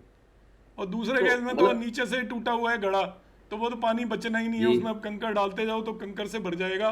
तो आप एक उम्मीद, जिसे कहते हैं ना एक होप, मैंने पहले ही कहा कि Ray of आप hope। मेलिफिक और बेनिफिक का मतलब ये मानिए, no opportunity, less opportunity, more opportunity और मैक्सिमम अपॉर्चुनिटी, इस तरीके से आप क्लासीफाई करिए।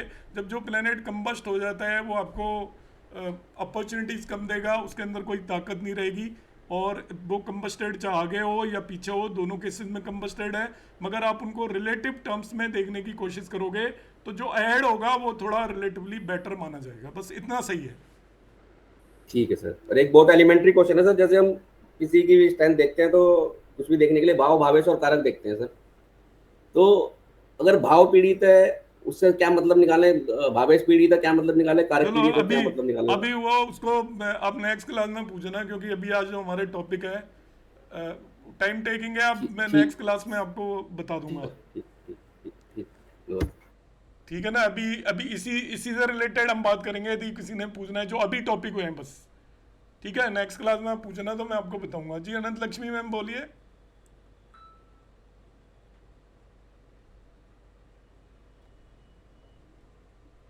नहीं है अनंत लक्ष्मी मैम। इट्स ओके, मैं बाद में नेक्स्ट क्लास में पूछ लेती हूँ। मैं अच्छा। अभी भूल गई वो क्या पूछ रही थी। जी गौरव जी। नमस्ते गुरुजी, कैसे हो आप? नमस्कार, बस बढ़िया। बस तृप्ति हो जाती है आपसे बात करके एक तो। अरे बस। अच्छा गुरुजी, मैं ये पूछ रहा था कि मैं अपनी ही कुंडली की बात करता हूँ। अगर मेरी स्कॉर्पियो लग्न है और मेरे लग्न से 6, 7, 8 में प्लैनेट्स बैठे हुए हैं, छठे में बैठा है वीनस, 7वें में बैठा है सूर्य और बुध, अच्छा, और 8वें में बैठा है लग्न लॉर्ड खुद मंगल, तो क्या ये लग्नादि योग माना लग्नाधिपति जाएगा या योग। नहीं माना जाएगा? ये पार्शियल लग्नादि है? पार्शियल है। अच्छा, पार्शियल है। पार्शियल ऐसे है अच्छा। कि वैसे तो जो मेन कॉम्बिनेशन है वो तो है कि बेनिफिक होने चाहिए ओके 6, ओके 7, 8 में, या तो ठीक है। लग्न से या आपके चंद्रमा से चंद्राधिपति योग हो जाता है, मगर स्टिल आपका हाँ जो जी। मार्स है लग्न लॉर्ड हो गया, स्वराशि का भी हो गया हाँ वो। जी। नहीं, वो स्वराशि का तो नहीं 3 है। नंबर राशि में। हाँ, 3 तो नंबर मार्स राशि में। एक्चुअली लग्न लॉर्ड है, वो बेनिफिक है, फंक्शनल। और हाँ जी, वो D9 में भी ना, D9 में भी वो ट्राइन में 8 साइन में ही गया हुआ है। हाँ, पर वो ये है ना कि आपके मिक्स हो गया, तो मिक्स को आप पहले भी 6, 7, 8 में जब भी प्लेनेट बैठे हो, वो आपका ये मान हाँ के जी। चलिए एक बहुत स्ट्रॉन्ग योग होता है 6, 7, ठीक है। 8 में। और एक बात और मैं पूछना चाह रहा था कि आपने जो ये अभी जो टॉपिक डिस्कस किया, मेरा लग्न में शनि बैठा हुआ है और वो रेट्रो है, सिर्फ एक ही प्लेनेट रेट्रो है, वो 8 साइन में है, तो वो रेट्रो है तो वो उच्च की तरफ जा रहा है, तो वो क्या बेटर माना जाएगा? अभी हाँ, अगले साल महादशा स्टार्ट हो जाएगी। हाँ, रिलेटिवली बेटर है। क्योंकि वो D9 में भी 11 साइन में ही है अपनी स्वराशि में। नहीं, वो आपको है ना रिलेटिवली बेटर कह सकते हो आप, मगर वो शत्रु राशि में उतना बढ़िया नहीं है। अच्छा, लेकिन उसका अगर नवांश में उसकी नवांश पोजीशन में तो बेटर वो हो गई है, अपनी दशा के बाद के टाइम में आपको अच्छे रिजल्ट देगा। और जैसे बुध और शनि दोनों प्लेस्ड हैं, आपने ये बताया था जिस प्लैनेट की दशा चल रही हो, अगर उसका नक्षत्र लॉर्ड 5 या 7th हाउस में बैठा हुआ है ना, ऐसा ही बताया था ना आपने। हाँ, तो बिल्कुल। उसके दशा के रिजल्ट अच्छे आते हैं। बिल्कुल। तो जो शनि है वो ज्येष्ठा नक्षत्र में है, हाँ, और जो बुध है लॉर्ड है वो बुध, वो 7 रेवती में बैठा है। नक्षत्र। आप पर इसको लगा के हाँ मुझे जी। बताना कंफर्म करके, क्योंकि ये जो सूत्राज है ये एक्चुअली सब रिसर्च बेस्ड है, तो आपकी हाँ कुंडली में जी। लगता है नहीं लगता है वो देखना। देखो गुरुजी, आपने जो बताया वो सारी मेरी कुंडली पे सटीक तो जा रहे हैं बिल्कुल। हाँ, तो ये भी जाएगा फिर, ये भी ये जाएगा। मतलब एकदम एक्यूरेट जा रहे हैं। तो मैं क्या बताऊं, बिल्कुल जो आप बताते हो एग्जैक्ट जा रहे हैं। नहीं, होप फॉर द बेस्ट। और मेरा जो 5th हाउस में ना वो गुरु और राहु दोनों साथ है पाइसेस साइन में, अच्छा, रेवती नक्षत्र में दोनों। ठीक है।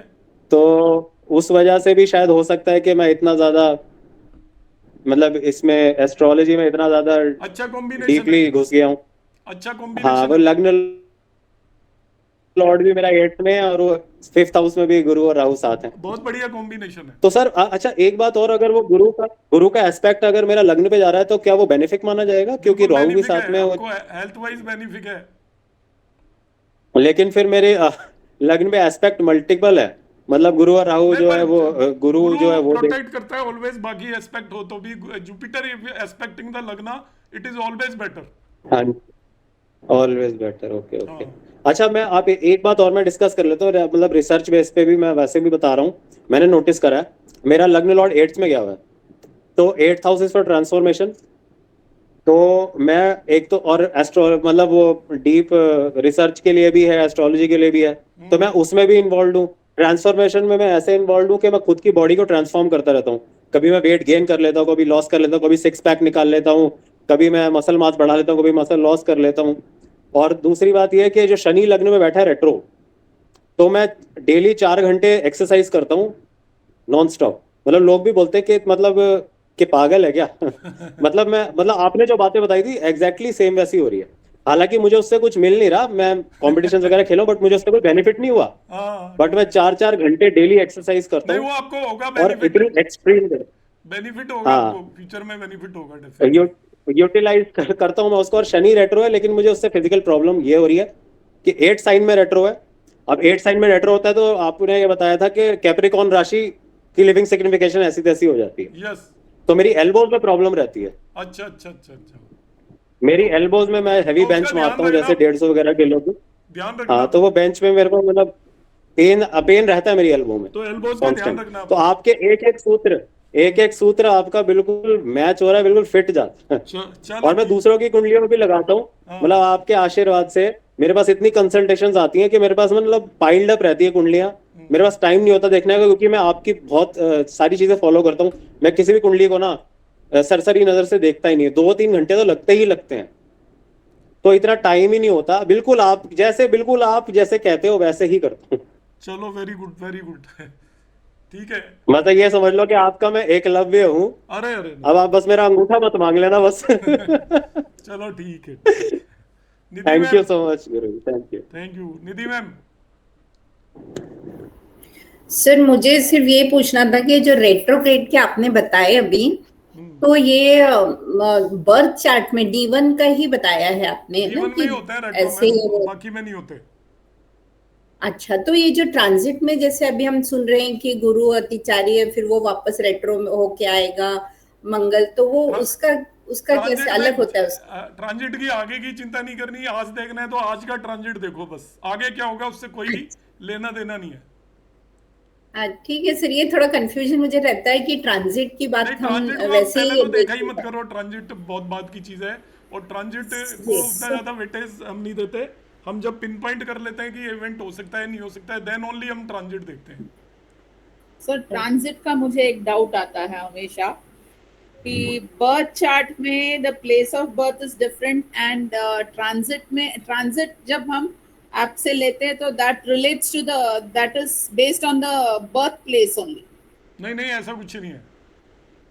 ऐसा कुछ नहीं है? नहीं, आपकी कुंडली में और ट्रांजिट में जो प्लेनेट जो होते हैं ना, जुपिटर यहाँ दिल्ली में भी उसी राशि में है, मुंबई में भी उसी में है, और चेन्नई में कोई चला जाएगा तो उसी में है, कोई चेंज नहीं होगा। फॉर एग्जाम्पल मेरी डॉटर का अगर मैं देखना चाहती हूँ, daughter was born in Mumbai but she is placed in London, so what, कोई फर्क नहीं पड़ता, आपकी कुंडली के बेस पे प्रेडिक्शन दोगे आप।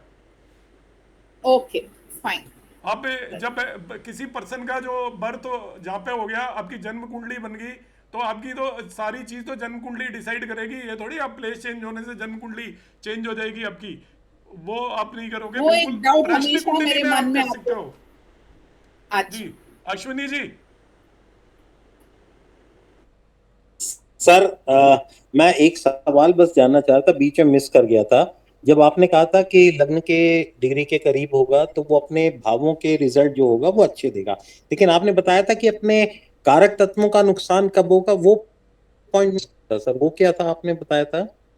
कि ग्रह इस पोजीशन में अपने कारक तत्वों का नुकसान करेगा, चाहे वो 2 डिग्री हो लेकिन लगन की नहीं डिग्री के मतलब पास है तो अपने अपने भावों एज के ए अच्छे प्लेनेट देगा। तो वीक हो गया ना, वो एज ए लॉर्ड स्ट्रॉन्ग है, मगर एज ए प्लेनेट देखते हैं ना उसकी अवस्था 6 डिग्री तक वो बाल अवस्था में हाँ या हाँ हाँ वृद्ध अवस्था में होता है, हाँ हाँ। तो कम डिग्री अच्छा, है तो मतलब वो सिग्निफिकेशन के तब नुकसान देगा। कम रिजल्ट दे ओके। पाएगा। तो सर अगर जैसे आपने चेष्टा बल की बात करी, तो अगर वो दिग्बली है तो क्या वो अपने सिग्निफिकेशंस के अच्छे रिजल्ट देगा? वो सभी चीज के अच्छे देगा दिग्बली है तो। अच्छा, और एक छोटा सा पॉइंट आपका बहुत बढ़िया था सर, आपने जो अस्त के ऊपर समझाया, क्या इसमें सूर्य के किस भाव का मालिक है इससे फर्क पड़ता है कि सूर्य अगर 8वें भाव का मालिक होके अस्त कर रहा है, या 6ठे 8वें 12वें का होके कर रहा है, या त्रिकोण का होके अस्त कर रहा है, नहीं वो तो उस इससे भी कोई फर्क पड़ता है?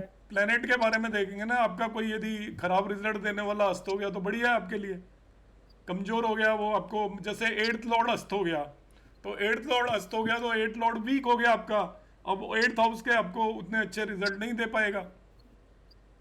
नहीं सर, मेरा पॉइंट ये है कि अस्त जो करता है वो सूर्य करता है, और सूर्य अगर 8वें घर का मालिक है नहीं उससे कोई नहीं तो मतलब, क्या अस्त जब उससे कोई नहीं उससे मतलब कोई वो फर्क नहीं किसका पड़ेगा? मालिक है।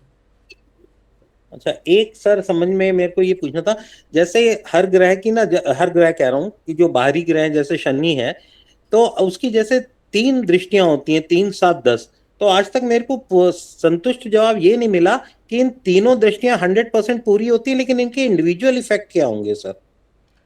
एक जैसे ही मानिए सर, वो उसमें ज्यादा जाने की जरूरत नहीं है, उससे कोई फायदा नहीं होगा। मैं आपको आंसर तो सबके दे दूंगा कि आपका जो दृष्टि होती है वो एंगुलर दृष्टि होती है, फिर उसमें हम वेस्टर्न एस्ट्रोलॉजी को लगा सकते हैं। जब भी थर्ड एस्पेक्ट जो भी करेगा, आप किसी को देख रहे हो तो वो तिरछी दृष्टि है। जी हमारे सर कहते जी थे जी महिलाओं की दृष्टि है 3री और 10वीं, कि जी जी महिलाएं जी सामने देखती हुई लगती है मगर बगल में भी देख लेती हैं। ठीक है, तो दोनों जी आंखों से जी वो इधर भी देख लेंगी इधर भी देख लेंगी, मगर वो एकदम से पता नहीं चलेगा दूसरे को, तो उसका पार्शियल इफेक्ट होता है 3rd और 10th का, मगर 7th एस्पेक्ट को 180 डिग्री का एस्पेक्ट मान के चलते हैं और वो आपका कंप्लीट एस्पेक्ट माना जाता है। पर उसमें कंट्रोवर्सीज हैं, कोई एक राय नहीं है। बहुत सारे जो हमारे शास्त्र उनको क्लासिफाई नहीं करते ना। पाराशर कहता है कि 3rd है या 7th है या 10th है, उससे कुछ फर्क पड़ने वाला है। वो इस तरीके से एक्सप्लेन करता है कि वो प्लेनेट बहुत दूर बैठे हुए हैं, तो जो व्यक्ति दूर बैठा हुआ है वो आपको एंगल से भी देख सकता है, सामने बैठना जरूरी नहीं होता। तो ये कंट्रोवर्शियल कंसेप्ट है सर। नहीं सर, जैसे ये था कि 3री दृष्टि से देगा तो जीवन में संघर्ष करेगा, 10वीं ऐसा से कुछ नहीं देगा है तो सर, कर्म बहुत कराएगा। ये सेल्फ क्रिएटेड है वीडियो बनाने के लिए। ओके संघर्ष कुछ नहीं ओके करेगा, वो हर दृष्टि में ही संघर्ष करेगा। सैटर्न का placement is beneficial and Saturn का एस्पेक्ट ऑलवेज डिफिकल्टीज क्रिएट करता है, तो चाहे 3rd दृष्टि हो तो भी संघर्ष करेगा। ये आप वो 1-2 लोग हैं वो अपने वीडियो बनाते हैं, मैं भी बना दूंगा, अब कुछ भी बोल सकते हैं, ऐसा कुछ भी नहीं है, मगर कुछ भी कह सकते हैं कि 3rd दृष्टि में संघर्ष करेगा, 7th दृष्टि में ये करेगा, 10 में ये करेगा। एक्चुअली सैटर्न का जो एस्पेक्ट है वो खराब होता है, जुपिटर का एस्पेक्ट अच्छा होता है, जो कोई सा भी एस्पेक्ट हो, 5 हो 7 हो 9 हो, एंड प्लेसमेंट ऑफ सैटर्न आपका गुड होता है, जुपिटर का प्लेसमेंट अच्छा नहीं होता। जी जी नहीं, आपने बिल्कुल सही कहा, क्योंकि जैसे हमने पढ़ा हुआ है कि जीव स्थाने यदा शनि, तो जब गुरु की राशि में शनि जाएगा तब वृद्धि करेगा, या शनि जहां भी बैठेगा वहीं वृद्धि कर देगा? सर जहां भी बैठ जाएगा वहां पे सैटर्न का प्लेसमेंट इज नॉट बैड, और मैं आपको रीजन बता देता हूँ। देखिए, ये उसमें श्लोक को भी छोड़ दीजिए। सैटर्न जो प्लेनेट है वो आपका कर्म कारक है, ठीक है जी। तो सैटर्न एंड डिसिप्लिनरी प्लेनेट है, जिस राशि के अंदर बैठ जाएगा आपको लाइफ के अंदर उस राशि से रिलेटेड और उस भाव से रिलेटेड आपके अंदर डिसिप्लिन आ जाएगा, और जिस भी चीज से रिलेटेड आपके अंदर डिसिप्लिन आ जाएगा उस चीज में आपको सक्सेस मिल जाएगी, इसलिए उस भाव से रिलेटेड अच्छे रिजल्ट देता है। जुपिटर आपका धर्म का कारक है, धर्म साथ में घमंड लेकर आता है। मुझे ज्ञान ज्यादा हो गया तो एक घमंड पैदा हो जाएगा कि मैं तो बड़ा ज्ञानी हूं, मेरे जैसे तो कोई भी नहीं है। तो अब जुपिटर जिस भाव में भी बैठेगा उस भाव से रिलेटेड आपके अंदर घमंड पैदा कर देगा, और वो घमंड आपका क्या करेगा, सोशली भी आपको खराब करेगा, क्योंकि आप में घमंड है तो दूसरे लोगों को पता चल जाएगा ये व्यक्ति घमंडी है, तो घमंडी व्यक्ति को आजकल कोई भी सहन नहीं करता। तो इसलिए उस पर्टिकुलर प्लेस को वो खराब करता है, क्योंकि वो उसका आपको अत्यधिक ज्ञान या नॉलेज दे देता है। जब हमें किसी चीज का अत्यधिक सद्गुण जब ज्यादा आ जाता है ना, ऋषि मुनि भी उनके अंदर ये घमंड हो जाता था कि हम तो बड़े ज्ञानी हैं, वो किसी को कुछ नहीं समझते थे। इसी तरीके से जुपिटर जिस भाव के अंदर बैठ जाएगा उससे रिलेटेड आपको जो नॉलेज है वो बहुत ज़्यादा हो जाएगा। एंड कहते हैं ना अति सर्वदा वर्जिते, तो वो अति हो जाएगी, वर्जिते, इसलिए हाँ। वो आपका नेगेटिव कंसेप्ट वहां पर इस तरीके का फंडा है इसमें। बहुत सुंदर सर, बहुत धन्यवाद सर। जी अंजू मैम।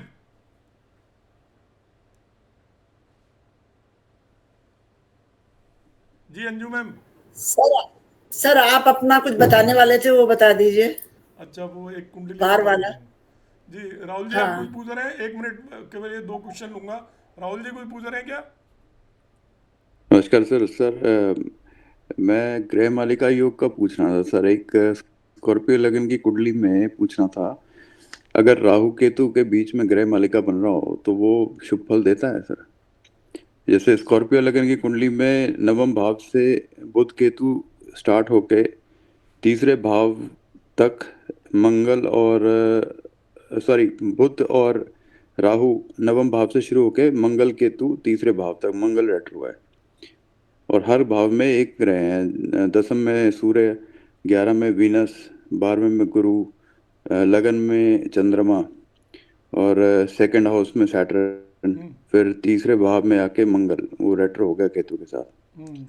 राहु तो केतु के सर बीच ये में जी हाँ तो कोई फर्क नहीं पड़ता राहु केतु को, आप वो मानिए मत। जो कालसर्प योग मान कर चलते हैं वो, मैं कालसर्प योग नहीं मानता, वो आपको रिजल्ट देगा वो, क्योंकि नवास योग हो गया है आपका बहुत स्ट्रॉन्ग।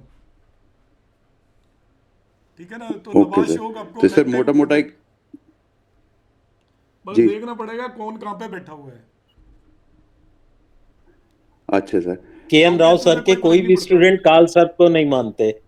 सर मैं कालसर्प गृह कहीं मालिका मेंशन योग नहीं है बनता है तो ना सर ये? वो आप उसे मान के चलिए रिजल्ट आपके मिलेंगे। राहु केतु कोई फर्क नहीं डालेगा, मगर आपको देखना पड़ेगा कौन सा लॉर्ड कहाँ पे बैठा है। अच्छा सर, इसको सर गृह मालिका योग बोला जाता है, माला योग? हाँ माला योग है ये, वही है, नवास योग है एक्चुअली ये। पर माला योग जी में एक्चुअली ज़्यादा इम्पोर्टेंट माला योग होता है किन भावों में बन रहा है, वो ज़्यादा इम्पोर्टेंट है। ठीक है, यदि वो आपके 10 से और 4th हाउस के बीच में बन रहा है तो उसके डिफरेंट रिजल्ट होंगे। 4 से 10th हाउस के तो बीच सर में ये बन रहा है तो नवम से तीसरे में बना है, नहीं, अभी 9th हाउस से स्टार्ट होके? अभी मुझे रिजल्ट नहीं अच्छा पता इसमें, इसके इसमें कौन से आएंगे, जी क्योंकि वो जी जी थोड़ा कम ही यूज होता है।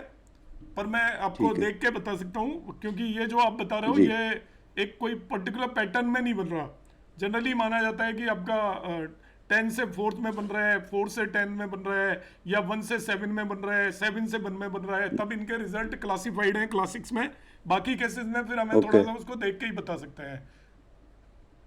ओके सर, ठीक है सर। एक और पूछना था सर, अब जैसे एक तुला लगन की कुंडली, अभी शायद आपका एक वीडियो भी था, 10th भाव का में राहु है और उसका लॉर्ड 3rd हाउस में चला गया है सर। अब 10th लॉर्ड 3rd हाउस में जाए तो ठीक कहा जाता है,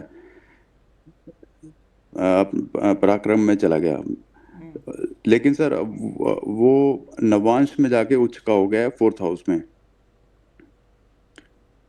नहीं हाउस मत बोलो ना, वो 10th लॉर्ड किस राशि में गया है? अपने से छठे में चला सॉरी गया, वो डिस्प्यूट क्रिएट करेगा प्रोफेशन में। जी।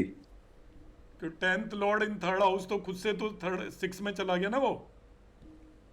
राहु से भी 8, हाँ जी, राहु जी 6-8 का बन गया है अपने हाँ भाव तो से। वो आपका नवांश यहाँ पे किस राशि में है? शत्रु राशि में है क्या? नवांश तो तभी देखेंगे, पहले यहाँ पे देखना पड़ेगा। यहाँ धनु में चला गया, तुला राशि है तो धनु में चला गया चंद्रमा। 10th लॉर्ड चंद्रमा और धनु में तो ठीक है, कोई दिक्कत नहीं है। 3rd हाउस में मगर लेकिन अच्छे 10th रिजल्ट में नहीं राहु देता बैठा है। चंद्रमा। अच्छा sir. Benefic planet in 3rd house तो कोई बहुत बेटर तो नहीं पोजीशन है उसकी। ओके सर, ठीक है, थैंक यू सर। चलो मैं एक ही मिनट के अंदर बताऊंगा।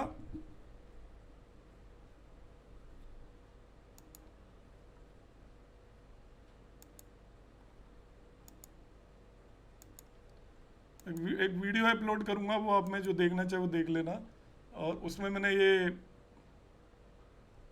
कंसेप्ट लगाया है, देखिए।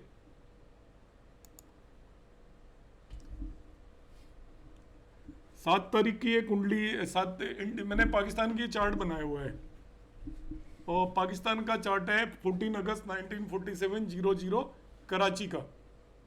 इसके अंदर जो ट्रांजिट की आप कंडीशन देखोगे ना, क्या हुआ है उस दिन, और इसके बेस पे बहुत सारे लोगों ने इसे प्रेडिक्शन दिया था कि इंडिया कब अटैक करेगा, तो 7th पे कैसे किया था। आप यहाँ पर ट्रांजिट की कंडीशन देखिए, क्योंकि जो मुंडेन के जो इवेंट है उसमें एक्चुअली ट्रांजिट की बहुत ज़्यादा इंपॉर्टेंस होती है, मुंडेन के इवेंट में पर्टिकुलरली, और ये मुंडेन का इवेंट है, इसको मुंडेन का इवेंट ही बोलते हैं। तो हम यहाँ पर पाकिस्तान की कुंडली यदि हम लगाते हैं, एक मिनट,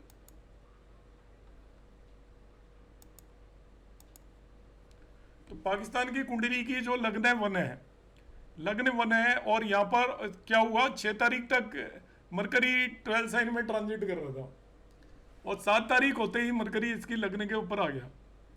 7 होते ही मरकरी यहाँ पर क्या आ गया, लग्न के ऊपर ट्रांजिट कर रहा है। मरकरी को आप उठाकर देखोगे, इसका 3rd और 6th लॉर्ड है। मरकरी जो है, जो ट्रांजिट करके इसकी लग्न के अंदर आया है, that is it's 3rd and 6th Lord 7 तारीख को ही आया है, और कोई प्लेनेट की पोजीशन चेंज नहीं हुई है। और जो मार्स है वो मैं अभी इसको 7 तारीख का आपको ट्रांजिट लगाऊंगा। देखिए 6 तारीख को मरकरी यहाँ पर था। अब हमने क्या कैसे देखते हैं, मैं आपको एक सिंपल सा कंसेप्ट बता रहा हूँ। ये इवेंट आपको पता है कि होना ही है, इनएविटेबल है। जैसे आपको पता है कि हमें मालूम ही था कि इंडिया पाकिस्तान पे कुछ ना कुछ तो अटैक करेगा ही। अब वो अटैक 7 तारीख को ही क्यों हुआ, एस्ट्रोलॉजिकली हम किस तरीके से देखेंगे। तो एस्ट्रोलॉजिकली देखने के लिए क्या किया लोगों ने, या मैंने भी, कि देखा कि कौन सा प्लेनेट ट्रांजिट करने वाला है। एक्चुअली जो सडन इवेंट जो भी होते हैं, इस तरीके के इवेंट, कि किसी व्यक्ति का एक्सीडेंट कब होगा, किसी व्यक्ति की डेथ कब होगी, तो उसमें आप 4-5 चीज़ों को माइंड के अंदर रखिए। नंबर 1, कोई भी प्लेनेट क्या राशि परिवर्तित कर रहा है क्या, वो देखिए। कोई भी प्लेनेट रेट्रो हो रहा है क्या, वो देखिए। कोई भी प्लेनेट रेट्रो से डायरेक्ट हो रहा है क्या, वो देखिए। कोई भी प्लेनेट कंबस्ट हो रहा है तो वो देखिए।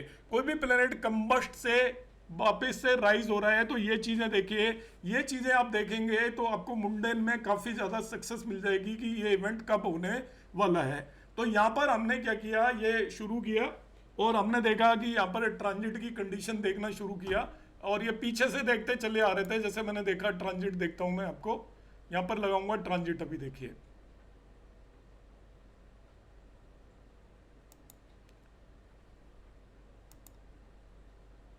इसके अंदर ट्रांजिट डायरेक्ट आ जाता है। तो मैंने जैसे 5 तारीख से ट्रांजिट लगाना शुरू किया, 4 मई से, क्योंकि 5 तारीख से उम्मीद बन रही थी कि अटैक हो सकता है। तो 5 तारीख को आप देखिए यहाँ पे ट्रांजिट में जो मरकरी है वो 12 साइन के अंदर, इसके 12वें भाव के अंदर ट्रांजिट कर रहा है पाकिस्तान की कुंडली में। अब मैंने इसको आगे बढ़ाया और ये पता चल गया कि इसकी मैंने डिग्री देखी थी 5 तारीख को, तो 27-28 डिग्री के आसपास ट्रांजिट कर रहा था उस दिन। इसका मतलब ये मुझे अंदाजा चल गया कि ये 1-2 दिन के अंदर अंदर मरकरी अपनी राशि परिवर्तित करेगा। देखिए ये इसकी जो डिग्रीज थी वो ये यहाँ पे दिखाई दे रही है ट्रांजिट वाले की, ये 29 डिग्री 59 मिनट के आसपास है। अब मैंने क्या किया, इसको चेंज करके आया मैं,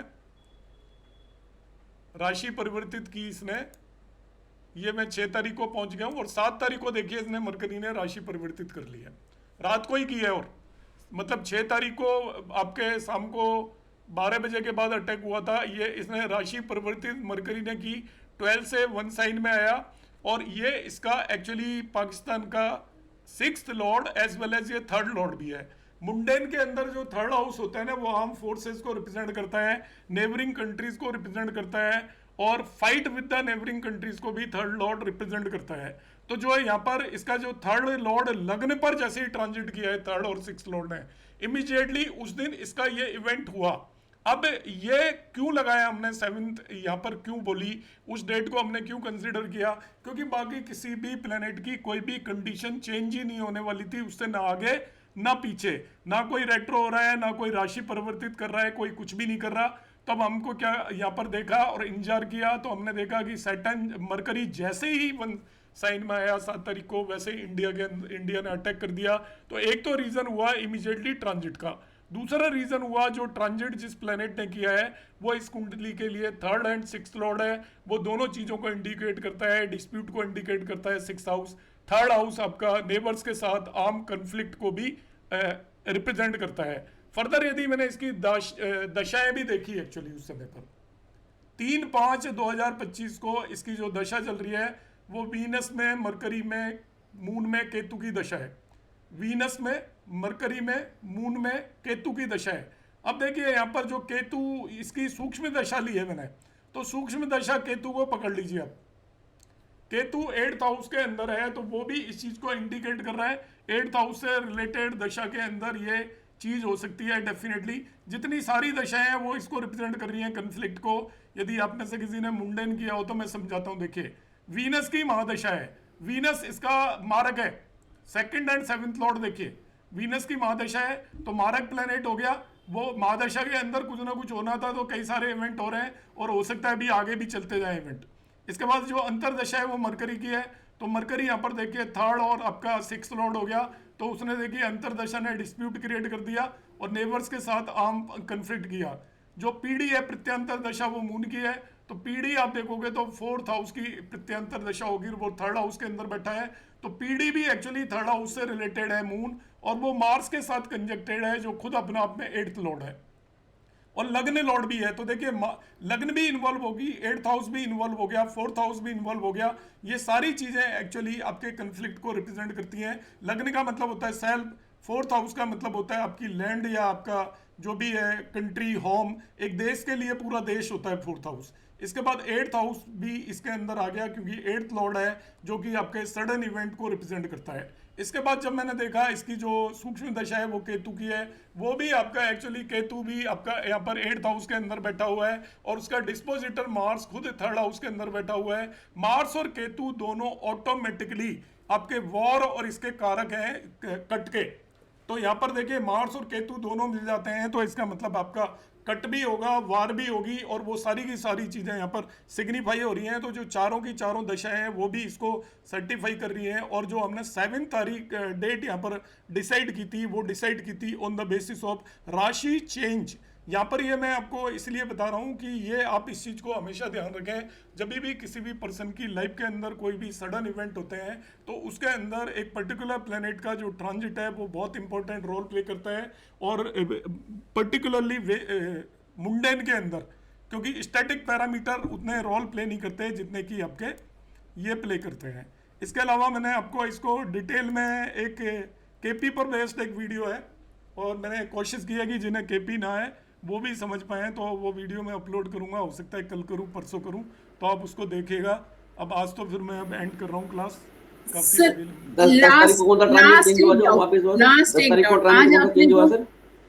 आज आपने जो शेयर मार्केट का आपने लोड किया है ना केपी के बेस पर, केपी बेस पर, उसमें इनिशियली मून का ट्रांजिट चार्ट में मून का सब लॉर्ड, कस्पल सब लॉर्ड, स्टार लॉर्ड और सब लॉर्ड लेते हैं, राइट जी। And then after that you shift to the main chart, अपना चार्ट। आप केपी में है? हाँ मैं हूँ केपी आप में। केपी की कल क्लास अटेंड करना है, उसमें मैं बताऊंगा उसका। Okay right. सर एक बात मैं बताना चाह रही थी, ट्रांजिट में क्या चेंज हो रहा है? सीज फायर हो गया सर? ट्रांजिट तो वही है सेम 10 तारीख तक। क्या कह रहे हो?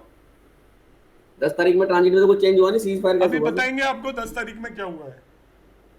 ठीक है, 10 तारीख में मैं आपको बताऊंगा। मैं आपको ये भी बताऊंगा 8 तारीख को क्या हुआ और 10 तारीख को कैसा हुआ, मैं पूरा आपको एक्सप्लेन करूंगा। वो मेरा वीडियो देखना आपको, उसमें मैंने टोटली एक्सप्लेन किया है। या तो अभी मैंने कुछ कट शॉर्ट कर दिया क्योंकि ऑलरेडी काफी टाइम हो चुका है। सीज फायर तो ब्रेक कर दिया उन्होंने। नहीं, वो सीज फायर है मैडम, ऐसा तो चलता ही रहेगा जिंदगी भर। इट इज सीज फायर, आपकी लड़ाई बंद होगी। और क्या है, पाकिस्तान से तो आप कुछ भी कर लो। वो लोग कहते हैं ना कि हम इसको 3 टुकड़ों में ब्रेक कर देंगे तो 3 दुश्मन होंगे आपके। 2 टुकड़ों में ब्रेक करोगे तो 2 होंगे, 10 टुकड़ों में करोगे तो 10 होंगे। और वो अल्टीमेटली उन्होंने टेररिज्म कर रही है, आप कुछ भी कर लीजिए। अब ये बच के निकल गए, नहीं तो हमारी लाइफ में कितनी प्रॉब्लम्स आने वाली है। डॉग टेल, कुत्ते की पूंछ। सर वो उनका सर काम ही है। चलो सर एक वीडियो है ना, आप गोल्ड एंड सिल्वर प्राइस के ऊपर भी बनाइए ना, इतना हाइप हो रहा है तो। नहीं, वो मैं एक्चुअली उस फील्ड में नहीं जाऊंगा। वो मेरी वजह से किसी का नुकसान हो जाए तो वो मैं ऐसे काम नहीं करूंगा। मैं एक्चुअली सर, जनरल इसमें चीजें बता सकता हूँ, बाकी वो मेरे लिए पॉसिबल नहीं है एक्चुअली। आप देखते हो तो मैं कभी पर्टिकुलर रिकमेंडेशन नहीं देता मैं, क्योंकि गोल्ड और सिल्वर मैं बताऊंगा, अब उतना मैं एक्सपर्ट भी नहीं हूँ, हो सकता है वो गलत चली जाए, किसी का मेरी वजह से नुकसान हो जाए, तो है नहीं, क्योंकि मुझे उसका सर एक छोटी सी बात मुझे बतानी है। मैंने ऑब्जर्व किया था जब वो पहलगांव का अटैक हुआ था ना सर, तो आजकल राहु 2-3 डिग्री के आसपास चल रहा है, और हमारी जो भारतवर्ष की कुंडली है उसमें भी राहु 2 या 3 डिग्री का ही है। तो मैंने देखा जब उसी डिग्री में आया राहु तो उसने वो काम कर दिखाया। हाँ, 22-23 के आसपास जो अप्रैल में हुआ था ना पहलगांव में, तो वो ऑब्जर्व किया था मैंने कि राहु ऐसे करेक्ट। सर मैं एक चीज पूछ सकता हूँ अगर आप इजाजत दें तो? जी सर, पूछिए सर। क्या आपके इस वीडियो में क्या आप इसकी भारत की हार जीत का भी, इस लड़ाई की हार जीत का भी कुछ उल्लेख करेंगे या उसको नहीं करेंगे? नहीं सर, मैंने तो केवल उसमें ये एक्सप्लेन करने की कोशिश की है कि मैंने कुछ एक एनालिसिस किया था, जो मैंने बोला था कि भाई ये हो सकता है कि कल लड़ाई होगी और 10 तारीख तक वो खत्म हो जाएगी, तो मैं उसको केपी के बेस पे एनालाइज करने की कोशिश कर रहा था, और उसमें मुझे वो तो मैं समझ गया सर। हाँ, वो तो मैं समझ गया, लेकिन तो लॉन्ग टर्म में खत्म हो गई, तब हार जीत क्या होगी? अब जो हो चुका है वो हो गया, बस अब आगे थोड़ी कुछ होगा। और टेररिज्म तो चलता ही रहेगा, वो अब पाकिस्तान को दोष देने की जरूरत नहीं है। मतलब आपके हमारे कंट्री के अंदर कम लोग हैं क्या जो एंटी इंडिया है? आपके भरे पड़े हैं, और जो लोग जिनमें इतना साहस है, जिन्हें पता है कि वहाँ पे टेररिस्ट हैं, सारे लोग खिलाफ हैं, वहाँ वो घूमने जा रहे हैं, उन लोगों का भी रोल है उसमें। वो घूमने किस लिए जा रहे हैं? कश्मीर के बगैर क्या खाना नहीं पचता?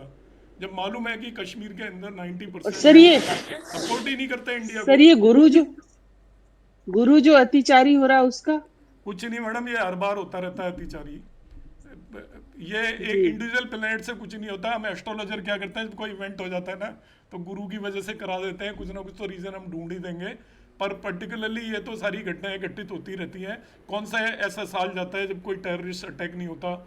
और कई कंट्रियों में नहीं होता, अमेरिका में नहीं होता है, क्योंकि अमेरिका ने अपनी सिक्योरिटी इतनी स्ट्रॉन्ग कर रखी है, उसके अंदर जो लोग हैं उन्हें वो एक एक को गिन के रखते हैं। इंडिया के अंदर हमें कुछ पता नहीं है, अभी सिक्योरिटी की बात करते हैं, इंडिया के किस कोने में नहीं हो सकता? एक बात बताओ, हमारे यहाँ पे क्या सिक्योरिटी है? कुछ भी नहीं है। तो ये सब भगवान भरोसे है, जो एक घटना हो जाती है उसमें इन चीज़ों का रोल नहीं है, जितना कि हमारे देश के अंदर अलग अलग तरीके की थॉट के लोग हैं, जो कि बहुत लोग चाहते ही नहीं है पीस हो कंट्री के अंदर।